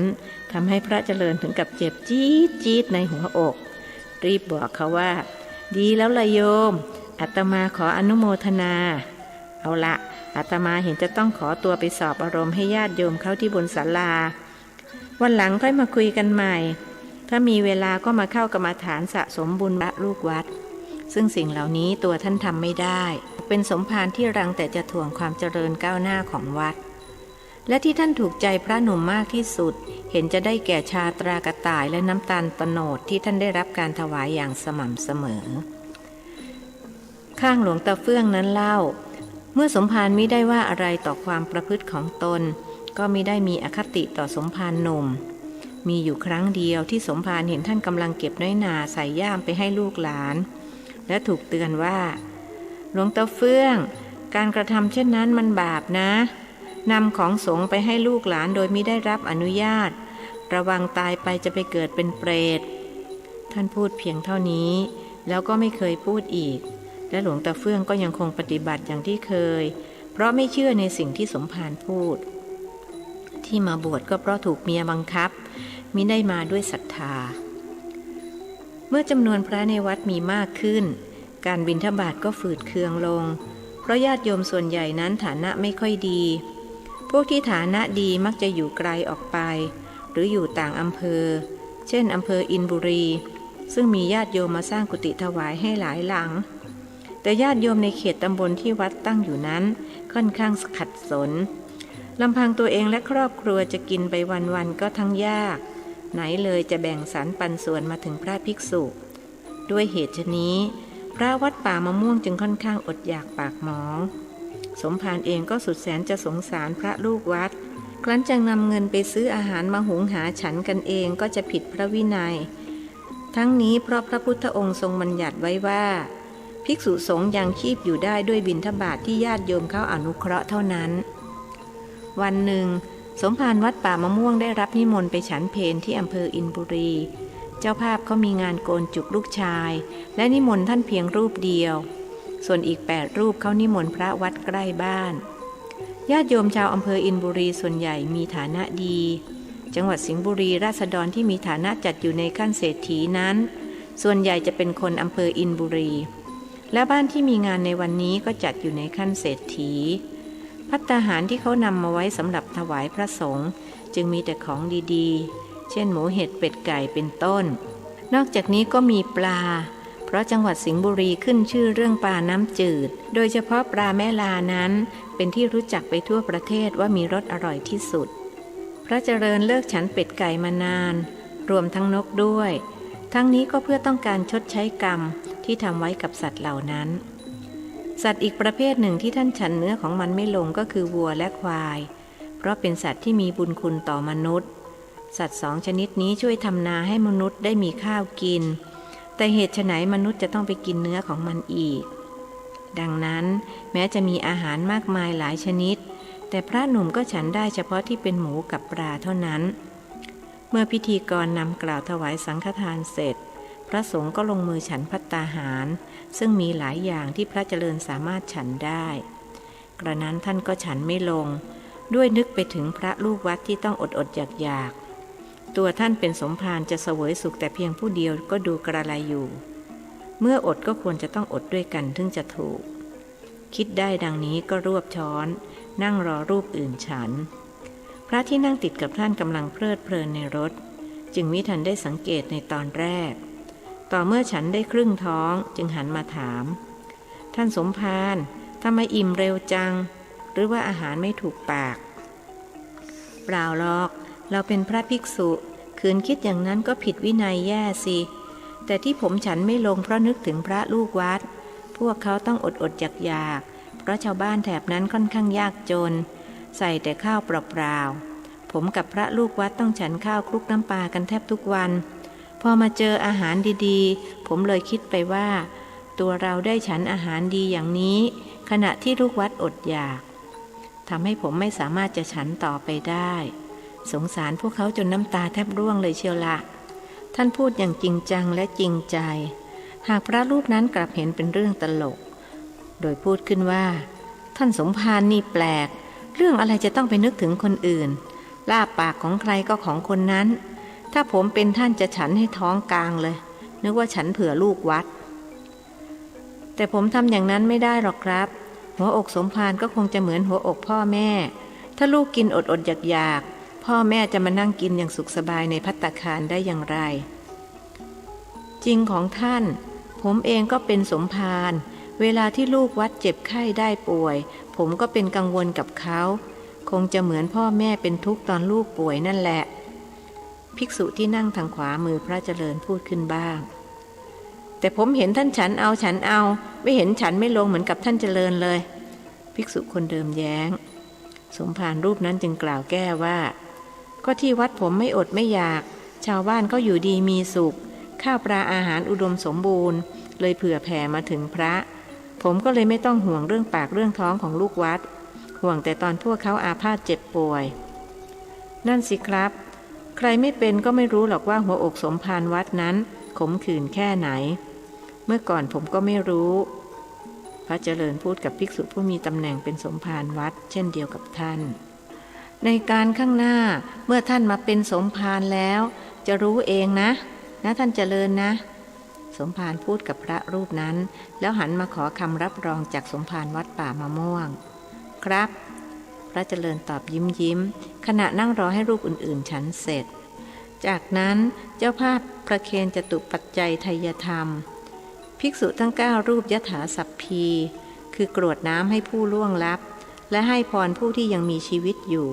เสร็จพิธีแล้วจึงแยกย้ายกันกลับวัดของตนแม้วัดป่ามะม่วงจะค่อนข้างยากจนในเรื่องปัจจัย4แต่เมื่อมีคนมาปฏิบัติกรรมฐานมากขึ้นปัจจัย4ก็ตามมาพระเนนที่อดอยากปากหมองจึงอิ่มปากอิ่มท้องหน้าตาผ่องใสมีกำลังที่จะปฏิบัติศาสนกิจคงมีแต่พระหลวงตา2รูปเท่านั้นที่ต่างไปจากรูปอื่นๆกล่าวคือแทนที่จะปฏิบัติศาสนกิจรูปหนึ่งก็เที่ยวไปเที่ยวมาระหว่างบ้านกับวัดขนผลหมากรากไม้และขนมนมเนยที่เป็นของสงฆ์นำไปฝากลูกหลานที่บ้านส่วนหลวงตาอีกรูปก็นั่งสูบยาเส้นจิบน้ำชาตรากระต่ายใส่น้ำตาลโตนดแล้วก็จำวัดหลังฉันเช้าและฉันเพลเข้าตำราเช้าเอนเพลนอนเย็นพักผ่อนค่ำจำวัดเมื่อมีผู้มาเข้าปฏิบัติธรรมเจริญพระกรรมฐานอย่างเป็นล่ำเป็นสัน สมภารเจริญก็คิดว่าสมควรที่จะทำวัดป่ามะม่วงให้เป็นสำนักวิปัสสนาอย่างเป็นทางการ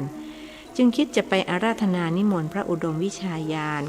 หรือท่านเจ้าคุณโชฎกซึ่งเป็นพระอาจารย์ของท่านมาทำพิธีเปิดท่านตั้งใจจะเดินทางไปบางกอกในวันที่2 กุมภาพันธ์ พ.ศ. 2502 เพื่ออาราธนานิมนต์ท่านเจ้าคุณอาจารย์ดังที่คิดไว้ก่อนออกเดินทาง7 วัน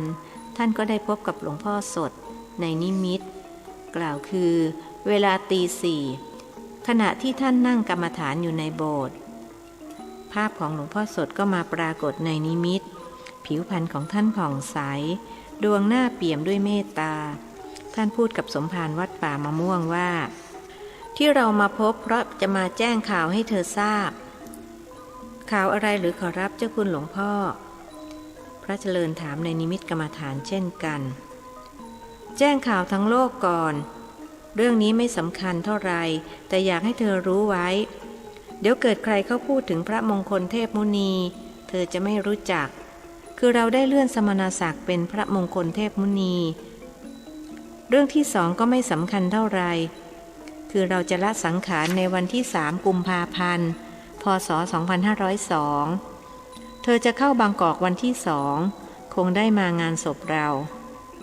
ท่านเจ้าคุณโชฎกท่านก็คงมาเพราะท่านเป็นอาจารย์ของเราเรื่องที่3สำคัญที่สุดขอให้เธอจดจำไว้และทำให้ได้อย่างเราคือเราจะไม่ไปเกิดที่ไหนอีกแล้วเราก็ได้ลูกศิษย์คนแรกและคนสุดท้ายที่เราได้ถ่ายทอดวิชาสติปัฏฐาน4ให้เขามีศักดิ์เป็นหม่อมเจ้าแต่ไม่เปิดเผยให้ผู้ใดรู้แม้แต่เราเขาก็ไม่บอกศิษย์ผู้นี้เรียนจบแพทย์จากมหาวิทยาลัยปารีสประเทศฝรั่งเศสเป็นอาจารย์สอนอยู่ศิริราชเกษียณอายุแล้วมาบวชเป็นลูกศิษย์กรรมฐานคนแรกของเราเป็นคนสำคัญมากขอให้เธอจำชื่อเขาไว้ให้ดี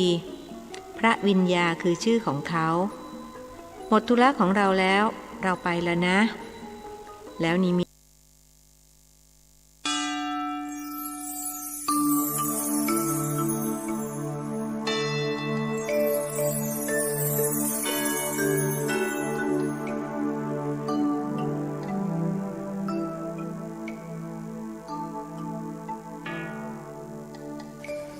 บทที่17จับผีเ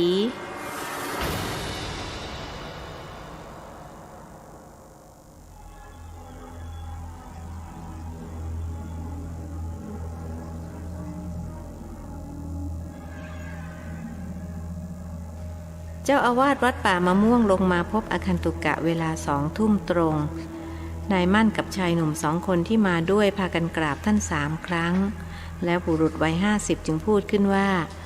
ท่านสมภารช่วยไปจับผีถ่วงน้ำด้วยเถอะครับมันหลอกคนเป็นไข้หัวโกรนตายมา3 ศพแล้วเมื่อกี้ไอ้มั่งลูกชายผมก็ถูกหลอกผมกลัวว่ามันจะตายไปอีกคนหนึ่งไม่ตายหรอกอาตมารับรองว่าลูกโยมไม่ตายแล้วก็จะไม่เป็นไข้หัวโกรนด้วยพระเจริญบอกเขาครับผมได้ยินมาจากเนนว่าท่านสมภารพูดอย่างนี้เลยมีกำลังใจนั่งรอได้โปรดช่วยมันด้วยเถอะครับงั้นก็ไปกันเดี๋ยวนี้แหละไปจับผีก่อนแล้วค่อยไปดูลูกชายโยมไปดูไอ้มั่งก่อนไม่ดีหรือครับมานอนคลางฮืออยู่ที่บ้านเขาต่อรองผมก็ว่าหลวงพ่อน่าจะไปดูไอ้มั่งก่อนแล้วค่อยไปจับผี1 ใน 2 หนุ่มที่มาด้วยพูดขึ้นเขาเป็นพี่ชายในมั่งไม่เป็นไรหรอกพอจับผีได้เจ้ามั่งก็หายเชื่ออาตมาเถอะพอดีสามเณรตุ้ยเดินออกมาจากห้องในมือถือไฟฉายมาด้วยกระบอกหนึ่งเอาละไปกันได้แล้วสมภารลุกจากอาสนะเดินนำสามเณรและคฤหัสถ์ออกจากกุฏิเด็กชายสำริดกลับมาจากสำนักชีมาพบเข้าจึงถามหลวงน้ากับหลวงพี่จะไปไหนกันครับไปจับผีสามเณรตุ้ยตอบได้ยินว่าจับผีเด็กชายก็กระโดดพึ้งเข้ามาประชิดสามเณรถามเสียงสั่นว่าผีที่ไหนที่ต้นกลางโน่นพี่ชายในมั่งเป็นคนตอบผมขอไปด้วยไม่กล้าอยู่คนเดียวเดี๋ยวผีมันมาหลอกผมไปก็ตามมาอย่ามัวชักช้า พระเจริญบอกแล้วจึงเดินนำไปยังต้นกลางซึ่งอยู่ด้านหลังวัดขึ้นไปทางเหนือเมื่อไปถึงต้นไม้ใหญ่ขนาด3 คนโอบก็ได้ยินเสียงพึบๆอยู่บนต้นผสมกับเสียงครางฮือๆได้ยินกันทั่วทุกคนเด็กชายสำริดกลัวจนตัวสั่นรีบวิ่งเข้ามายืนใกล้ๆหลวงนาจะหวังพึ่งสามเณรตุ้ยก็ไม่ได้ด้วยฝ่ายนั้นก็มีท่าทางขลาดกลัวไม่แพ้ตนคฤหัสถ์3 คนก็กลัวหากก็ยังอุ่นใจที่อยู่ใกล้สมภารเนนส่งไฟฉายมาสิคนเป็นพระบอกคนเป็นสามเณรได้ไฟฉายแล้วจึงฉายขึ้นไปบนต้นกลางซึ่งมีใบดกปกคลุมจนดูดำมืดไปหมดยามลมพัดมาต้องใบของมันทำให้เกิดเสียงหวีดหวิวฟังดูน่ากลัวต้องปีนขึ้นไปจับผีอยู่ตรงคบไม้บนต้นนั่นใครปีนครับหลวงพ่อหรือผมสามเณรตุ้ยถามทั้ง2 คนนั่นแหละเธอนำหน้าฉันจะตามหลังต้นสูงออกอย่างนี้คงต้องใช้พระองค์พาดแล้วปีนขึ้นไปโยมช่วยไปขอยืมพระองค์บ้านนั้นมาหน่อยบอกว่าสมภารให้มายืมท่านชี้ไปยังบ้านหลังใกล้ที่สุดนายมั่นกับชายหนุ่ม2 คนจึงเดินไปยังบ้านหลังนั้นประเดี๋ยวหนึ่งก็แบกพระองค์กลับมามีชาวบ้านผู้ชายตามมาอีก 4-5 คนเพื่อมาดูการจับผีพระเจริญใช้พระองค์พาดกับกิ่งต้นกลางแล้วสั่งให้สามเณรตุ้ยขึ้นไปก่อนหลวงพ่อปีนขึ้นก่อนดีกว่าสามเณรวัย15เกี่ยงสมภารเธอนั่นแหละฉันอยู่ข้างหลังจะได้คอยช่วยถ้าฉันอยู่หน้าแล้วผีมันมาข้างหลังใครจะช่วยเธอล่ะคำพูดของสมภารทำให้สามเณรตุ้ยถึงกับตัวสั่น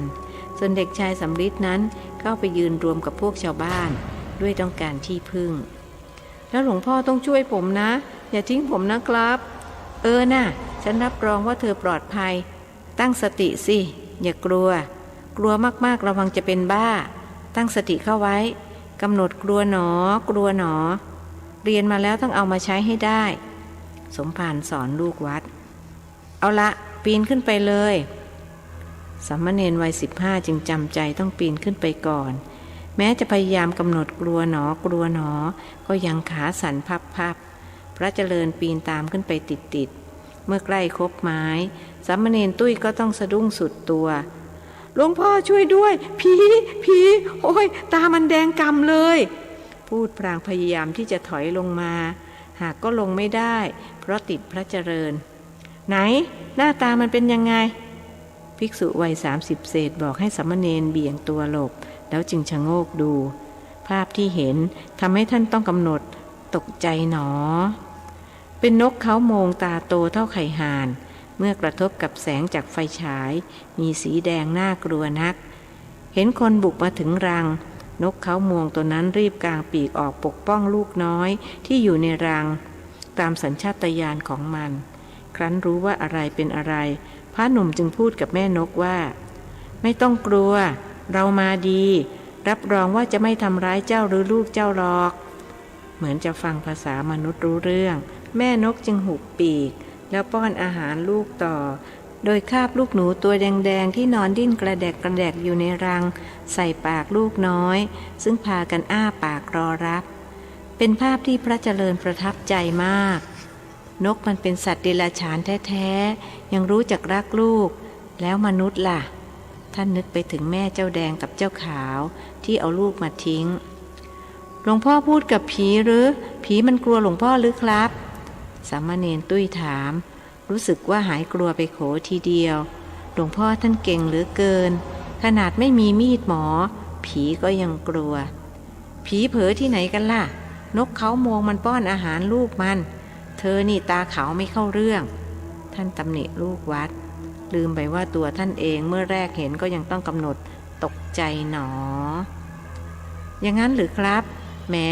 ผมกลัวแทบตายใจเต้นไม่เป็นสามเลยนะครับนี่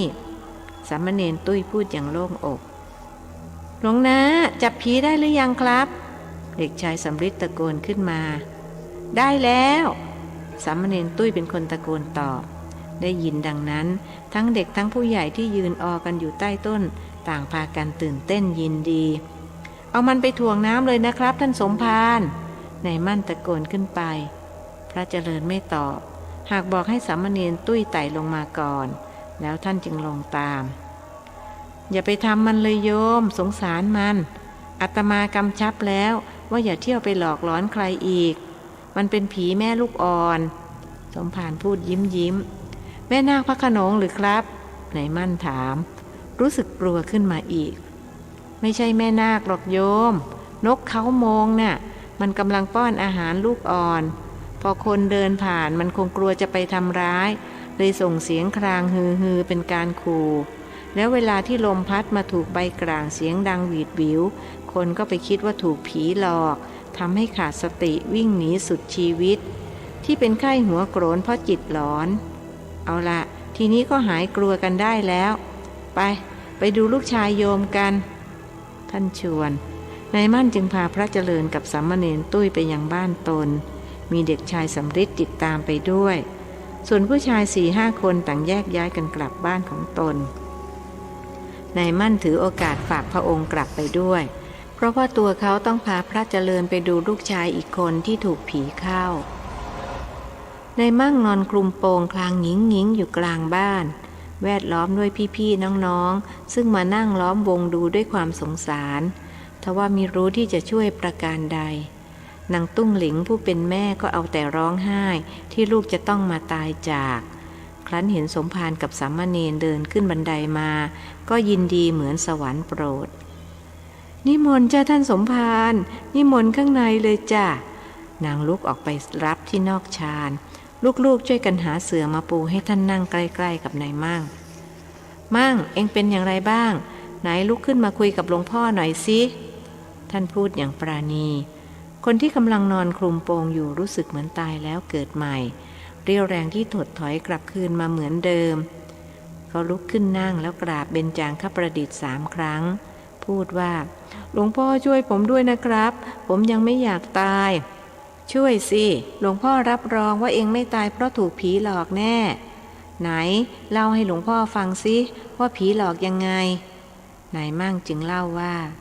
คือผมจะไปบ้านเพื่อนพอเดินผ่านต้นกลางก็เกิดลมพัดแรงดังวิววิว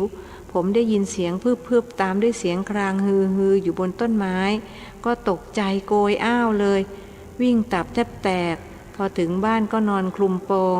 มันร้อนหนาวจับไข้เลยครับชายหนุ่มเล่าฉันก็เลยกลัวว่ามันจะเป็นไข้หัวโกรนตายเหมือนรายอื่นๆนางตุ้งหริงว่าท่านสมภารบอกว่ามันจะไม่ตายนายมั่นบอกเมียจริงหรือจ้าท่านสมภารนางถามพระเจริญจริงสิก็อาตมาเพิ่งบอกเจ้ามั่งไปหยกโยมไม่ได้ยินหรอกหรือท่านพูดเสียงดุได้ยินจ้า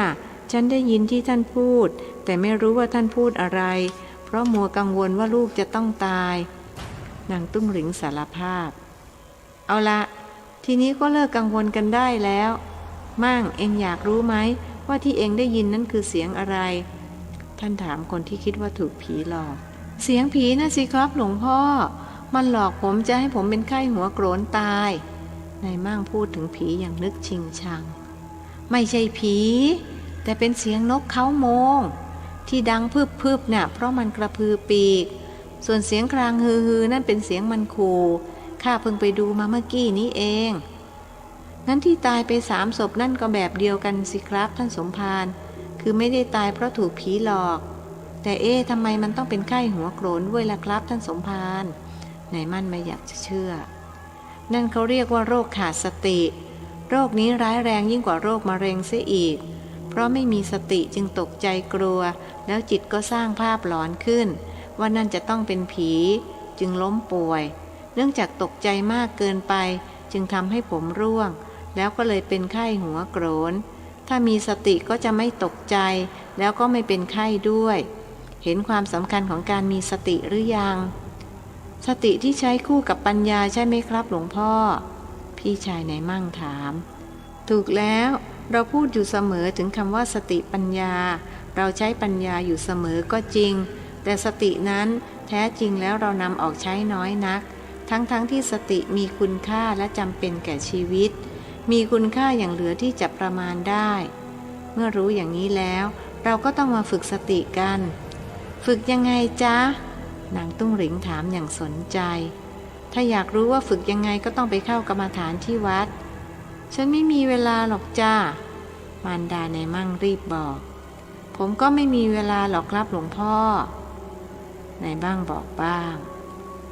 ต้องรอให้เป็นไข้หัวโกรนตายเสียก่อนใช่ไหมถ้าพวกเองจะรอให้ถึงเวลานั้นรับรองว่าไม่ได้ไปเพราะตายเสียก่อนงั้นผมไปครับหลวงพ่อผมจะไปพรุ่งนี้เลยได้ไหมครับในมั่งรีบบอกรู้สึกเข็ดขยาดเสียนักกับเหตุการณ์ที่เกิดขึ้นเมื่อตอนหัวค่ำการไปฝึกสติที่วัดจะได้ไม่ต้องประสบกับเหตุการณ์เช่นนี้อีกได้ต้องมีสัจจะนะสัจจะนี่สำคัญมากคนที่เสียสัจจะน่ะหลวงพ่อเห็นตายมานักต่อนักแล้วนี่พูดจริงๆนะไม่ได้แกล้งขู่ให้เองกลัวแต่ถึงไม่ขู่ผมก็กลัวครับหลวงพ่อทั้งเข็ดทั้งกลัวเลยลูกชายนายมั่นสารภาพดีแล้วงั้นหลวงพ่อเห็นจะต้องกลับละเจ้าสำริดง่วงแล้วท่านมองเด็กชายสำริดซึ่งนั่งสับประงกพิงเสาอยู่ผมจะไปส่งนะครับนายมั่นขันอาสาไม่ต้องหรอกโยมอาตมามีกันตั้ง3 คนไฟฉายก็มีพร้อมจะต้องไปส่งให้เสียเวลาทำไมงั้นผมก็ต้องขอบพระคุณท่านสมภารมากครับที่เมตตาผมและลูกเมียเขาก้มลงกราบท่าน3 ครั้งนางตุ้งหลิงและลูกๆทำตามเอาไว้ฉันว่างแล้วจะไปฝึกบ้างนะจ๊ะท่านสมภารเมียนายมั่นพูดเอาใจพระเจริญถ้าโยมจะรอให้ว่างแล้วก็น่นแหละเข้าเมนเมื่อไหร่นั่นแหละถึงจะว่างเอาเถอะจะไปหรือไม่ไปอาตมาไม่ว่าหรอกเพราะเป็นเรื่องของโยมไม่ใช่เรื่องของอาตมาเมื่อท่านพูดมาอย่างนี้นางตุ้งหลิงก็เลยหน้าม้านไปนึกโกรธตัวเองว่าไม่น่าพูดออกมาเลย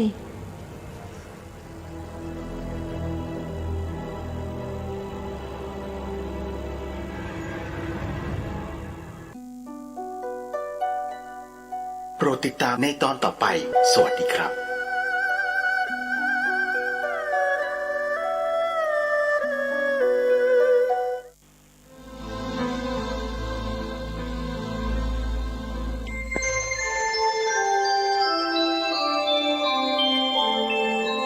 ขณะนี้ท่านกำลังฟังสถานีวิทยุกระจายเสียงพระพุทธศาสนา FM 104.5 เมกะเฮิรตซ์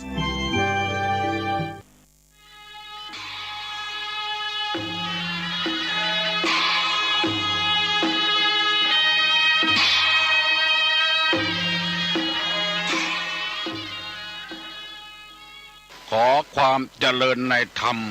และความผาสุกทางใจจงได้มาบังเกิดมีแก่ท่านสาธุชนคนดีผู้เจริญในศีลในธรรมทุกท่านพร้อมกันนี้ขอยกมือ10 นิ้วกราบอาราธนาเอาคุณพระพุทธเจ้าคุณพระธรรมพระสงฆ์คุณพ่อคุณแม่คุณครูบาอาจารย์ผู้ประสิทธิ์ประสาทวิชาความรู้บุญศีลบุญทานสิ่งศักดิ์สิทธิ์ทั้งหลายอันมีพระสยามเทวาธิราชพระบรมธาตุดอยสุเทพและครูบาเจ้าศรีวิจัยเป็นต้นขอได้โปรดมาอภิบาลปกปักรักษาพระสงฆ์พระเจ้าพระเนนเถนน้อยและท่านผู้รับฟังรายการทุกคนทุกท่านเพื่อปากันมีความสุขกายสุขใจเหมือนกันทุกตนทุกองค์ทุกผู้ทุกคนตลอดกาลนานเพื่อเอาธรรมะแบบรากหญ้าแบบธรรมดามาฮือพ่อแม่พี่น้องทั้งหลายฟังก่อนที่จะได้ฟังนี้ขอเชิญชวนมวลพุทธบริษัททั้งหลายไหว้พระเหมือนกับนักมวยไหว้ครู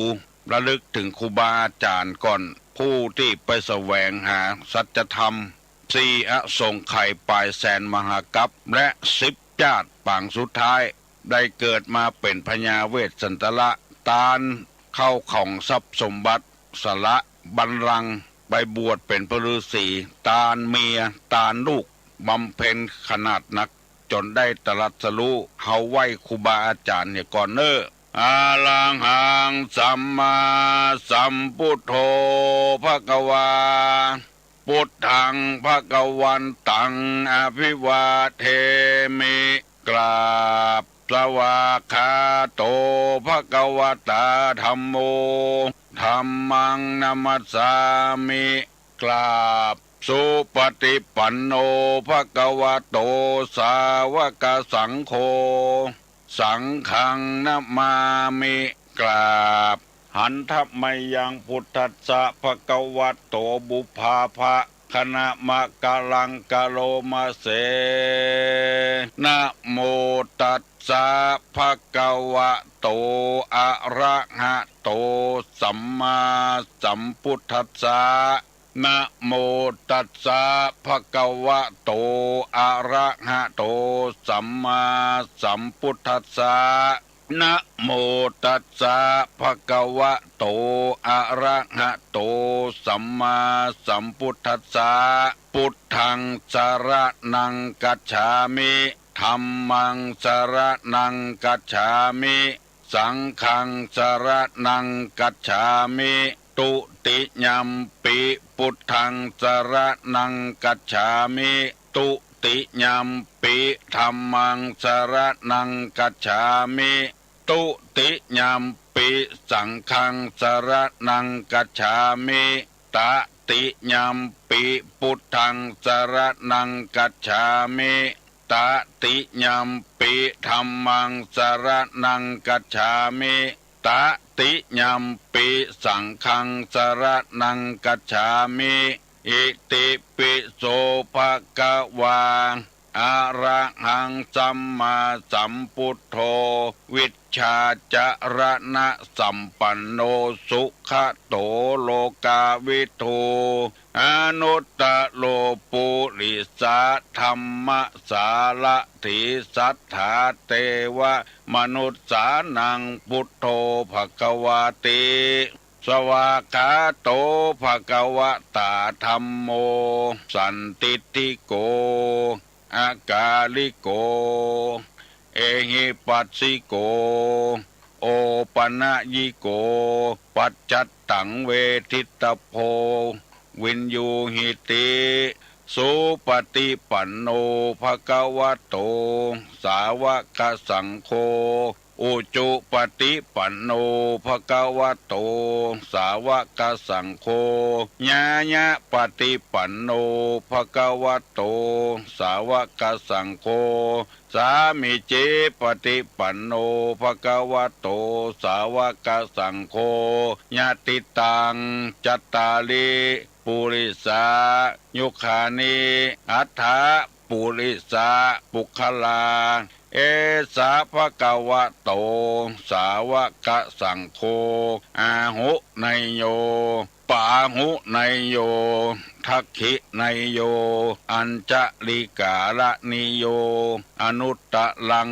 ปุญญเขตังโลกัสสาติกราบหนึ่งกราบสองกราบสาม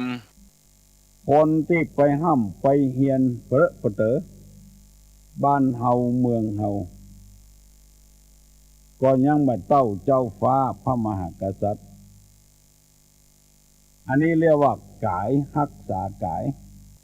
บ่เบียดเบียนคนอื่นสัตว์อื่นยินดีในกู้ของไผของมันผูกตามหลักศีลหลักธรรมหลักกฎหมายบ้านกฎหมายเมืองทรัพย์สมบัติบ่ไปเบียดเบียนของไผเจ้าบ้านเจ้าจองได้รับความเดือดร้อนยังบ่ปอดจัดสรรที่อยู่ที่กินให้เจ้าบ้านเป็นบางส่วนการพูดจาปราศัยอ่อนน้อมอ่อนโยนคือเจ้าบ้านเจ้าจองศรัทธาเลื่อมใสในกำอู้กำจาข้อที่สี่ว่ามุสาวาทาข้อที่ห้าอย่างที่เฮาฮู้กันทั่วไปว่าสัมมะเลเทเมาคือเจ้าบ้านเจ้าจองได้ขาดความเคารพนับถืออันนี้เอาชื่อว่าศีลนี่เป็นกำลังอันหาที่เปรียบบ่ได้กำลังอันยิ่งใหญ่ไพศาลเพราะฉะนั้นวันนี้ตุลุงจึงเอาเรื่องศีล มาเล่าให้ท่านผู้ฟังทั้งหลายได้ฟังใครสามารถปฏิบัติหลักศีลได้นี่บ่มีศัตรูอันหยังจะมาถึงตัวได้อันที่ว่าบางบ้านบางเมืองฆ่าผู้บริสุทธิ์อันนั้นเป็นบุพกรรมในแต่ชาติปางก่อนคนเปเลอะเปเตอเพิ่นก็บ่ฆ่ามาฆ่าตัวเก่ามื้อนี้เป็นต้นเอาจำเป็นจะต้องแยกแยะออกกันเจ้าฟ้ามหากษัตริย์เพิ่นปฏิบัติอยู่ในศีลเป็นกำลังอันยิ่งใหญ่แทนที่จะเกิดศึกเกิดสงครามเกิดอย่างขึ้นในบ้านในเมืองสามารถระงับได้ทุกครั้งทุกคราวอันนี้เป็นต้นคนที่หูจักค่าของศีลจึงปฏิบัติกันโดยเป็นม่อนทลายลงเอาไปแบ่งเอาไปสร้างสิ่งศักดิ์สิทธิ์อย่างดอยสุเทพนี่เพราะคนมีศีลเป็นกำลังอันยิ่งใหญ่ไพศาลไม่ใช่ตัวมีกำลังอย่างเดียวคนอื่นไปช่วยครูบาเจ้าศรีวิจัยนักบุญแห่งล้านนาไทยภัยก็ว่าครูบาศีลธรรมเพราะจะใดเพราะว่าเปิ้นอยู่ในศีลลู่กันสร้างถนนขึ้นบนดอยสุเทพเพราะความดำริของครูบาเจ้าศรีวิจัยและคนอื่นครั้งแรกว่าต้องการไฟฟ้ามีคนไปรัตนาเปิ้นบอกว่าต้องการไฟฟ้าขึ้นดอยสุเทพพระองค์มีศีลประจำตัวว่าไฟฟ้านั้นเป็นของที่ประจำเป็นตึงจะมีคนดึงเข้าในวันหลังขอแปลงหนทางให้ก่อนเถอะนอกจากหนทางคนเตียวแล้วแปลงหนทางรถขึ้นได้เพราะกำลังของคนมีศีลจึงสามารถทลายมหินเพื่อแปลงถนนได้เนรมิตได้ที่กล่าวมานี้เพื่อจะให้คนเฮาทั้งหลายว่าจะเป็นตุเจ้าพระนายป้อใจแม่ยิงป้อหอป้อเฮือนชาวพุทธทั้งหลายปากันปฏิบัติอยู่ในศีลเพราะเป็นกำลังอันยิ่งใหญ่หาที่เปรียบบ่ได้มีตุเจ้าตนหนึ่งในประเทศไทยไปเอายกจ้างประเทศยุโรปปุ่นมาแปลงพระพุทธรูปยกเพราะว่ามีศีลอยู่ที่ไหนที่เบาไปขุดไปโค้นเอามาจนได้จนเป็นเพราะศีลนั่นเองคนใดถ้าบ่มีศีลแล้วไปนำไผ่ก็ตามเถอะมันจึงวุ่นวายหมดมีความหอมก็หอมกำเดียวเป็นกำแต่อันบ่หอมเหมือนยิ่งปัจจุบันนี้แถมซ้ำให้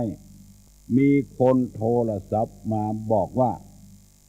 คำสอนที่ตู้ลุงเอามาเผยแพร่ถึงวันเนี้ยเพิ่นบอกว่ามันไร้สารคำว่าสารตัวนี้ไม่ใช่ว่าสาระนะที่ไร้สารนั่นก็คือคำสอนแท้ๆในพระพุทธศาสนาไร้สารส่วนมากที่ได้ยินได้ฟังนั้นยังมีสารติดค้างอยู่กินเข้าไปแล้วยังเป็นพิษเป็นภัยอยู่มาเดี๋ยวนี้ยังมีอยู่คำสอนบางคำผิดเพี้ยนไปเอาสารพิษเข้าใส่คนก็ไปหลงกินจำนวนนักจำนวนเคารพนับถือเพราะว่าศีลนี้มันบริสุทธิ์ทำไปเพื่อผลประโยชน์เป็นจำนวนนักบ่เหมือนครูบาเจ้าศรีวิจัยที่เปิ้นทำเพื่อผลประโยชน์สร้างที่ไหนแล้วที่หันว่าสร้างจนอย่างเงินที่เหลือก็บ่เอาไปตัวสักบาทเอาไว้ให้วัดนั้นที่สร้างอันนี้ชื่อว่าไร้สารบ่มีสารพิษบ่มีสารตกค้างยกตัวอย่างขึ้นมาเพื่อให้ ท่านผู้ฟังทั้งหลายรับทราบว่าศีลนี้เป็นกำลังอันหาเปรียบเทียบบ่ได้จึงใคร่ขอเชิญชวนมวลท่านผู้ฟังทั้งหลายบอกว่าจะเป็นตุเจ้าบอกว่าเป็นศรัทธาเป็นครูบาอาจารย์เป็นทหารตำรวจพยายามรักษาศีลไว้ดีๆบางทีป่าตัวหลวงไปตายที่น้ำตื้นบ่ตายที่วังน้ำลึกก็เพราะว่าขาดศีลบ่มีกำลังไอ้หยังมาปกป้องตัวเก่าสักน้อยโดยกายไปเบียดเบียนคนอื่นสัตว์อื่นไปเบียดเบียนทรัพย์สมบัติของคนอื่นไปเบียดเบียนด้วยกามารมณ์ลูกไผ่เมียไผ่บ่ฮู้ผัวไผ่บ่ฮู้เอาจวดใจตัวว่าคนเดียวเบียดเบียนด้วยทางวาจาข่มขู่โกหกพกลมเอาไปเรื่อยแล้วก็เอาสิ่งแปลกปลอมเข้ามาใส่ในร่างกายสุรายาเมาต่างๆทำให้ขาดสติแค่ศีลห้าข้อนี้แล้วก็บ่มีพลังแล้วถ้าไผ่บรักษาไว้มีคนประมาทมีคนดูแคลนมีคนบ่เคารพนับถือตึงกายตึงปากตึงใจถ้ามีความระอาต่อบาปต่อกรรมต่อสิ่งชั่วร้ายต่างๆรักษาใจแล้วคนเฮาจะบรรลุอำนาจของกฎหมายบ้านกฎหมายเมืองบรรลุอำนาจของศีลมีความละอาตัวเก่าอายให้ตัวเก่าเอาเป็นคนเชื้อใดแล้วไปทำไปเนี่ยในสิ่งที่มันบ่ชอบแล้วบ่ใจหน้าที่ของตัวเองขอให้พี่น้องทั้งหลายได้จดจำไว้ว่าคนใดมีศีลคนนั้นจะมีกำลังแห่ที่เปรียบบ่ได้ยิ่งกว่าสึนามิมีกำลังยิ่งกว่านั้นเพราะสัจจะวาจาความจริงใจนั่นเองที่เฮาจ้างได้ยินว่าหลวงปู่ทวดลงเรือน้ำทะเลคนน้ำทะเลนั้นบ่มีน้ำกินถ้าอยากกินน้ำกินในน้ำทะเลก็บ่ได้มันเค็มอยู่ในเรือเอาติ่นเขาจอมน้ำทะเลปรากฏว่าน้ำทะเลนั้นจางไปทันทีตักมากินได้อย่างสบายอันนี้เป็นพลังอันยิ่งใหญ่บ่จืดบ่จางสักเตื้อฟังมาจนกระทั่งปัจจุบันนี้จนปั้นรูปไว้ใหญ่ที่สุดในภาคใต้เพราะหลวงปู่ทวดคนนิยมชมชอบมีพลังอันสูงสามารถทำให้น้ำเค็มเป็นน้ำจืดได้กินได้หมู่นี้เป็นต้นครูบาอาจารย์ต่างๆแปลงวัดแปลงวาซึ่งเฮาหน้าแปลกอกแปลกใจเพราะว่าครูบาอาจารย์มีศีลจะคิดจะสร้างไอ้หยังก็มีพลังมาช่วยพลังมวลชนมาช่วยเจ้าบ้านเฮาบ่นับถือแต่เจ้าต่างจังหวัดต่างประเทศนับถือก็ออกไม่ออกถ้ามีโอกาสล่องไปทางใต้ไปพอศาลาที่วัดพระธาตุจอมทอง5 จันทร์ด้วยกันกินเนื้อตี้เป็นหลายให้ภาษีไปพอแล้วมันอัศจรรย์ใจจริงๆว่ามหาบดีนี่เนี่ยบ่ได้ทำบ่ได้สถานที่ปฏิบัติธรรมสูงถึง5 จันทร์ขึ้นลิฟต์อันนี้เป็นต้นลิฟต์คนบ้านมีตติ้งลิฟต์ผู้เจ้ามีตติ้งอันนี้อัศจรรย์มากเป็นกำลังอันสำคัญมากที่วัดพระธาตุดอยสุเทพบอกว่าคนเจื้อใดหูหนวกตาบอดพิกลพิการขึ้นได้หมดบ่เดียว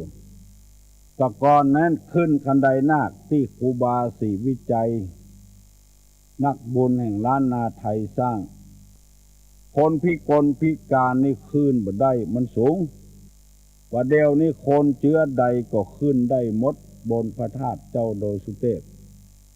ในสมัยตะก่อนนี่เตียวเอาขึ้นเอามาเดียวนี้เจ้าคุณ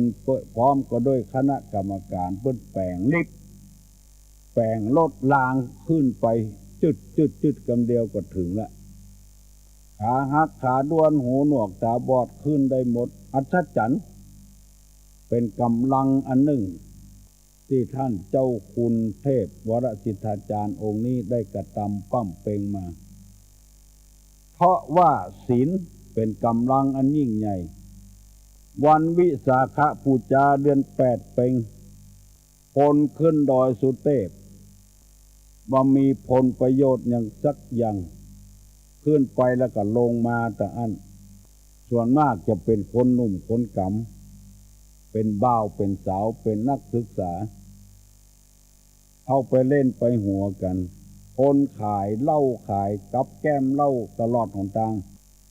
มาปัจจุบันนี้ท่านเจ้าคุณพร้อมกับโดยคณะกรรมการคณะสงฆ์ในจังหวัดเชียงใหม่ประชุมกันแบ่งกันขึ้นเป็นอำเภอระยะต่างกิโล2 กิโลแห่ของกินของการแห่เครื่องสักการะอำเภอใดไก่น้อยก็ขึ้นก่อนอำเภอใกล้นั่นก็ขึ้นมะลุนอย่างสันทรายแม่ริมสารปีนี่อยู่ใกล้หางดงนี่อยู่ใกล้ลำไปก็เอาขึ้นปุ่นหิมใกล้แจ้งปุ่นโอ้คนนี้ปัดปั่นกันไปเพราะแรงของศีลเชื่อฝีมือเงินบ่รั่วบ่ไหลไปที่ไหนบ่หัวบ่ไหลเพราะศีลบริสุทธิ์จึงมีพลังกำลังแรงอันนี้ตุลุงยังบ่อ้างเอาเหตุการณ์ในอดีตการนานมาแล้วสมัยพัดพมตัดบ่ได้เอามาเอามาเล่าสมัยปัจจุบันเนี่ยเพราะแรงของศีลจึงใคร่ขอเชิญชวนมวลต้านผู้ที่ยังบ่เข้าใจเรื่องศีลปากันรักษาศีลนักบัดถ้ามานอนวัดนอนวาก็ได้การรักษาศีลนี่นะขอให้มีสัจจะวาจาบ่เบียดเบียนคนอื่นด้วยกายบ่เบียดเบียนคนอื่นด้วยกำปากบ่เบียดเบียนคนอื่นได้ทางจิตทางใจเอาใจเปิ้นมาใส่ใจตัวอย่างน้อยที่สุดครอบครัวก็มีความสุขลูกเต้าอยู่กับพ่อกับแม่ก็มีความสุขในหมู่บ้านนั้นคนก็เคารพนับถือแก่บ้านเพราะแก่บ้านมีศีลเพราะพ่อบ้านมีศีลคนในถิ่นนั้นฐานนั้นเคารพนับถือท่านกำนันเพราะกำนันมีศีลคนในแถวนั้นที่ถิ่นนั้นมีความเคารพในนายอำเภอเพราะอำเภอนั้นมีนายอำเภอเป็นคนมีศีลคนบ้านใกล้เฮือนเคียงปากันทนุถนอมบำรุงวัดวาศาสนาเพราะตุหลวงเจ้าอาวาสมีศีลบางครั้งคนต่างจังหวัดต่างประเทศไปแต่คนใกล้บ้านหันบ่ไปเพราะว่ามีกลิ่นมันมีพลังอันสูงละเพราะว่ามีกลิ่นของตุหลวงของตุเจ้าใส่สารนักลำไปเล่งสารนักลำไปหมู่นี้เป็นต้นถ้ามีเติงใกล้เติงไก่มาสัมมาคารวะแล้วก็บ่มีพิษแล้วแสดงว่าก่อสร้างห้างแปลงเนี่ยไอ้ยังก็มีคนช่วยเหลือตลอดเวลาอันนี้เป็นข้อที่หนึ่งที่ตุลงนำมาเสนอเพิ่นว่าอุปมาของศีลเนี่ยข้อที่หนึ่งเป็นกำลังอันเปรียบบ่ได้บางบ้านศรัทธามีเป็นปันหลังคาเฮือนกึดหยังบ่ลุกเพราะอันหยังกึดใจเอาคนเดียวบางบ้านนั้นศรัทธาชาว30 40 50กึดอันหยังก็ปันลุกเพราะอันหยังกึดใจเอาคนเดียวขอเชิญชวนท่านทั้งหลายช่วยกันรักษาศีลนักศีลนี่แปลว่าปกติแปลว่าเย็นแปลว่าเครื่องรักษากายวาจาใจเรียบร้อยเพราะฉะนั้นคนมีศีลที่ไหนมันเย็นที่นั่นพ่อเฮือนมีศีลแม่เฮือนมีศีลพ่ พ่อกามีศีลลูกกามีศีลหัวหน้ามีศีลลูกน้องมีศีลเจ้าบ้านมีศีลแก่บ้านมีศีลมันไปกันได้เป็นพลังอันยิ่งใหญ่ขอให้ช่วยกันรักษาศีลนักๆอย่าไปหันแก่ส่วนตัวล้ำไปเงินคำก่ำแก้วบางทีก็มาฆ่าตัวเก่าก็มีแต่ศีลเนี่ยดึงมาฆ่าตัวเก่าอยู่ที่ไหนก็เจริญรุ่งเรืองที่หั่นในสมัยแต่ก่อนว่าคนจีนอยู่ที่ไหนเจริญที่หั่น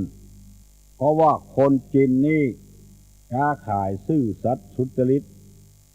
นักล้ำไปก็บ่ฮื้อน้อยก็บ่ฮื้อเอาเต้าอัตราของมันอยู่บนห้อยบนดอยป่าเมี่ยงเกียงดงคนจีนอยู่ที่ไหนที่หั่นเจริญเพราะว่าเอาของก้าของขายมาให้เจ้าบ้านเจ้าจองขายให้เจ้าบ้านเจ้าจองบ่รีดนาบ่ทาเล่นเอากำให้พอหายพอดีถ้าคนใดเอากำให้นักเกินไปก็อย่างว่าอยู่บ่เหมือน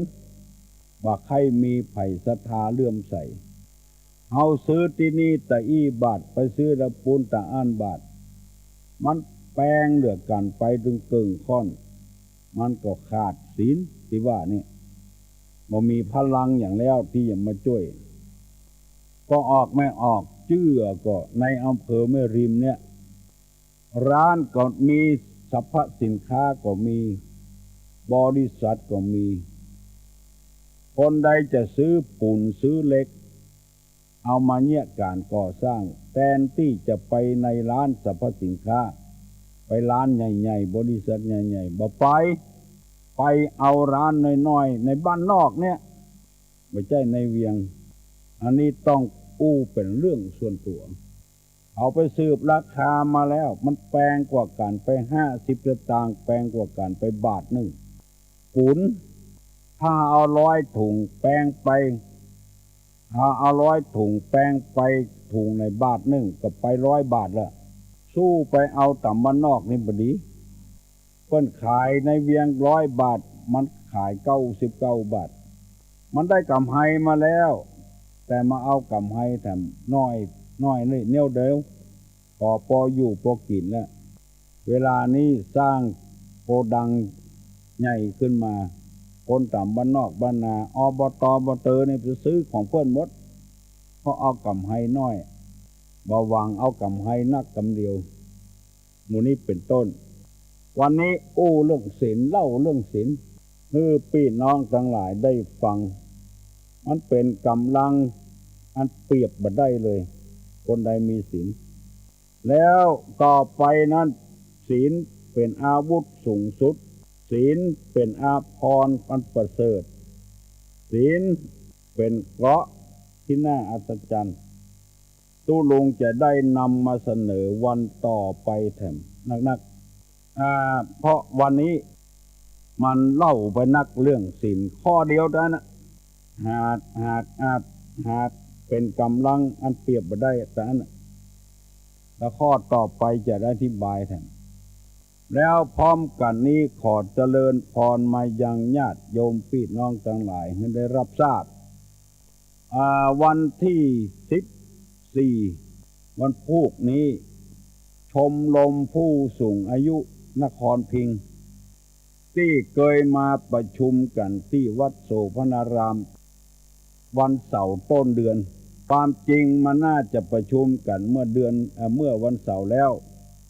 เพราะว่าวันเสาร์แล้วเป็นออกวันวสาออกวสา